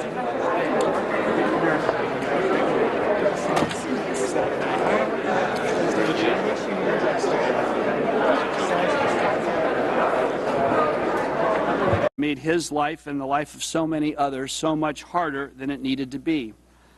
His generation learned the lessons of financial disaster so that the country could avoid it for decades. Let us learn the lessons of our time. Let us be diligent and thoughtful today so that our financial and economic system can fully rebound and enrich and sustain Americans for the years to come. Mr. Thomas? Thank you very much, Mr. Chairman. I'd ask unanimous consent that my written statement be made a part of the record. And I just want to thank all of the commissioners. We've been doing a lot of that 7/8 of the iceberg underwater, and people are now going to see the 1/8 that you usually see above water. I think all of us are conscious of the fact that these hearings, notwithstanding the drama of the hearings, is not the fundamental work that is before us. It is, as you indicated, asking the questions the American people would like answered, and doing it in a way in which we increase the understanding, the comprehension of what happened, obviously for the purpose of not having it happen again. Thank you, Chairman. Thank you, Mr. Vice Chairman. And now we will go to the witnesses on our first panel. Let me say that it will be the common and customary practice of this commission in public hearing to swear witnesses in terms of their testimony. So this is not unusual. And with that, though, I would like to ask each of the witnesses to be sworn. And I'd like to ask that you stand so that we may swear you in, as is, I said, the common practice. I should stand. Do you solemnly swear or affirm, under the penalty of perjury, that the testimony you are about to provide the Commission will be the truth, the whole truth, and nothing but the truth, to the best of your knowledge? Thank you so very much. Now, gentlemen, thank you very much for being here today. We appreciate you coming here. We appreciate you sharing your views with us. I should tell everyone here that each of the witnesses today has submitted written testimony, which will be available on our website, which is fcic.gov. It is also, I believe, available in the room today. We have asked each of the panelists to make opening statements of no more than 10 minutes. And so I think we'd like to proceed with that. I will signal you when there is 1 minute to go so that you can wrap up. And so let's do this then. I think with that, I'd like to start with Mr. Blankfein. We're going to go in alphabetical order. Mr. Blankfein, please proceed. Thank you, Chairman Angelides, Vice Chairman Thomas, and members of the Commission. Thank you for the opportunity to contribute to the Commission's work to understand the causes of the financial crisis. Goldman Sachs was established 141 years ago. We are an institutional-focused firm providing investment banking, market making, and investment management services to corporations, institutions, governments, and high-net-worth individuals. As an underwriter, we help our clients access equity and debt capital markets in order to grow their businesses. As an advisor, we assess and facilitate strategic options for mergers and acquisitions. We provide the necessary liquidity as market makers to help ensure that buyers and sellers can complete their transactions and securities markets can function efficiently. And as an asset manager, we help public and private pension funds, corporations, not-for-profit organizations, and high-net-worth individuals plan, manage, and invest their financial assets for the long term.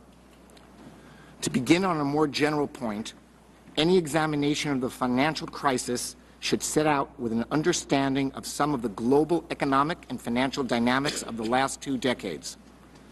The growth in the amount of foreign capital, 10 years of low long-term interest rates, and other factors coalesced over many years to create a sustained pre-vote on the firm's compensation principles and the compensations of its named executive officers at the firm's annual meeting of shareholders in 2010. Once again, we appreciate the opportunity to assist the Commission in your critical role, and I look forward to your questions. Thank you. Thank you very much. Thank you so much. Mr. Diamond. Chairman Angelides, Vice Chairman Thomas. If you touch the button on your mic, and if you move the mic fairly close to you, because they're very distance sensitive. Sir. Thank you. Chairman Angelides, Vice Chairman Thomas, and members of the Commission, my name is Jamie Dimon, and I'm Chairman and Chief Executive Officer of J.P. Chase & Company. I appreciate the invitation to appear before you today. If we are to learn from this crisis moving forward, we must be brutally honest about the causes and develop a realistic understanding of them that is not overly simplistic. The FCIC's contribution to this debate is critical, and I hope my participation will further the Commission's goals. I would like to start by touching on some of the factors I believe led to the financial crisis. Of course, Much has been said and much more will be written on the topic, so my comments are summary in nature. As we know all too well, new and poorly underwritten mortgage products help fuel housing price appreciation, excessive speculation, and far higher credit losses. When the housing bubble burst, it exposed serious flaws in mortgage underwriting, and losses flowed from the chain from mortgages to securitizations to derivatives based on these products. Excessive leverage by many U.S. investment banks, foreign banks, commercial banks, and even consumers pervaded the system. This included hedge funds, private equity firms, banks, and non-banks using off-balance sheet vehicles. There were also several structural risks and imbalances that grew in the lead-up to the crisis. There was an over-reliance on short-term financing to support liquid long-term assets, and over time, certain financing terms became too lax. Another factor in the crisis was clearly our regulatory system. I want to be clear, I do not blame the regulators. While they obviously have a critical role to play, the responsibility for a company's actions rests solely on the company's management. But we should also look to see what could have been done better in the regulatory system. We have known that our system is poorly organized with overlapping responsibilities. Statutory authority they needed to address the failure of large global financial companies. Much of the mortgage business was not regulated or lacked uniform treatment. Basel II capital standards allowed too much leverage in investment banks and other firms and did not incorporate liquidity at all. The extraordinary growth and high leverage of the GSEs also added to the risk. We also learned that our system has many embedded pro-cyclical biases, a number of which proved harmful in times of economic stress. Loan loss reserving methodologies cause reserves to be at their lowest levels at a time when high provisioning might be needed the most. Certain regulatory capital standards are also pro-cyclical, and continuous downgrades by credit agencies also required many financial institutions to raise more capital. When all is said and done, I believe it will be found that macroeconomic factors will have been some of the fundamental underlying cause of the crisis. Huge trade and financing imbalances caused large distortions in interest rates and consumption. As for J.P. Morgan Chase, the last year and a half was one of the most challenging periods in our company's history. I'm immensely proud of the way our employees continue to serve our customers through this difficult time. Throughout the financial crisis, we never posted a quarterly loss. We served as a safe haven for depositors. We worked closely with the federal government, and we remained an active lender. I'd like to describe some of the regular business practices that we believe protected us leading up to and during the crisis. If we weren't doing these things right going into the crisis, it would have been too late to start once the crisis began. J.P. Morgan Chase did not unduly leverage our capital or rely on low-quality capital. We've always used conservative accounting and vigilant risk management, built up strong loan loss reserves, and maintained a high level of liquidity. We always believed in maintaining a fortress balance sheet. We continually stress test our capital and liquidity to ensure that we can withstand a wide range of highly unlikely but still possible negative scenarios. We did not build up our structured finance business. While we were large participants in the asset-backed securities market, we deliberately avoided large risky positions on structured CDOs. We avoided short-term funding of liquid assets and did not rely heavily on wholesale funding. The first meeting of a commission appointed by Congress to examine the events of last year's near collapse of the financial services industry. Witnesses today include top executives from Goldman Sachs, J.P. Morgan Chase, Morgan Stanley, and Bank of America. The commission, made up of 6 Democrats and 4 Republicans, is required to deliver a report to Congress by December 15th of this year. Former California Treasurer Phil Angelides chairs the commission, and former House Ways and Means Committee Chairman Bill Thomas is co-chairman. This first panel is 3 hours 20 minutes.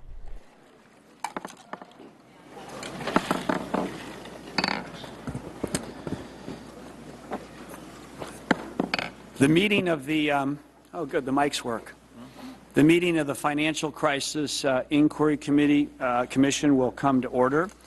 There is a quorum present, and so we will now proceed with this first of our public hearings. Good morning to everyone, and thank you for being here. I'm honored to welcome you as we start this series of public hearings into the causes of the financial and economic crisis that's gripped this entire country. I thank Vice Chairman Thomas for his extraordinary cooperation and partnership. I applaud the dedication of my fellow commissioners, and I'm grateful to all of our witnesses for giving us their testimony and sharing their wisdom. We've been given a critical mission one that goes far beyond any party or even policy agenda, to conduct a full and fair inquiry into what brought America's financial system to its knees. We're after the truth, the hard facts, because it's our job to provide an unbiased accounting of the actions that led to devastating economic consequences for so many American families. We'll follow the evidence wherever it leads. We'll use our subpoena power as needed. And if we find wrongdoing, we will refer it to the proper authorities. That's what the American people want, that's what they deserve, and that's what this commission is going to give them. Some already speak of the financial crisis in the past tense as some kind of historical event. The truth is, it is still here and still very real. 26 million Americans are unemployed or can't find full-time work or have given up even looking for jobs. Over 2 million families have lost their homes to foreclosure in the last 3 years. Millions more have a very legitimate fear that they will. Retirement accounts and life savings have been swept away, vanished, like some day trade gone bad. People are angry. They have a right to be. The fact is that Wall Street is enjoying record profits and bonuses in the wake of receiving trillions of dollars in government assistance, while so many families are struggling to stay afloat, has only heightened the sense of confusion. I see this commission as a proxy for the American people, their eyes, their ears, and possibly also their voice. This forum may be the only opportunity to have their questions asked and answered. This forum may be our last best chance to take stock of what really happened so that we can learn from it and restore faith in our economic system. If we ignore history, we're doomed to bail it out again. And so we expect our witnesses before us to be forthright. We need candor about the past so we can face the future. Today's hearing is the beginning, not the end of our questioning. We'll hold hearings throughout the year and take testimony from hundreds of individuals. Witnesses called to testify today are likely to come before us again as this investigation and inquiry unfolds. Those who haven't yet been asked to appear should be confident of this. We intend to thoroughly question individuals and institutions relevant to our inquiry. Let me close with this thought. My father grew up in the Great Depression. Like so many of his generation, he was shaped by sacrifice, hardened by economic hardship and war, keenly aware of the financial recklessness that be accounted for on a fair value basis. Also, all of the exposures of a financial institution should be reflected through its P&L. In this vein, valuation and capital standards across risky assets, regardless of the form or legal entity in which they are held, must be consistent. One of the larger stresses placed on Goldman Sachs and other firms during the height of the crisis was the possibility that we were managing risk in the same way other institutions, which were severely hampered or later failed, had managed their risks.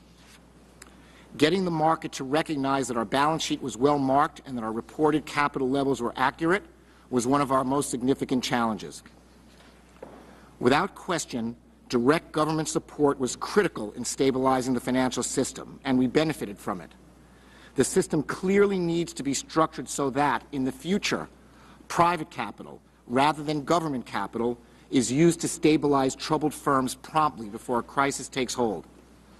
The two mechanisms that seem to hold the most promise for addressing this goal and addressing too big to fail are ongoing stress tests, which are made public, and contingent capital, possibly triggered by failing a stress test. These two elements could also be the core of a strong but flexible resolution authority. Certainly, enhanced capital requirements in general will reduce systemic risk, but we should not overlook liquidity. If a significant portion of an institution's assets are impaired and illiquid, and its funding is reliant on short-term borrowing, low leverage will not be much comfort. Regulators should lay out standards that emphasize prudence and the need for longer-term maturities depending on the assets being funded. Institutions should also be required to carry a significant amount of cash at all times, ensuring against extreme events. Lastly, I want to briefly discuss our firm's experience during 2008 and 2009. While we certainly had to deal with our share of challenges during the financial crisis, Goldman Sachs was profitable in 2008.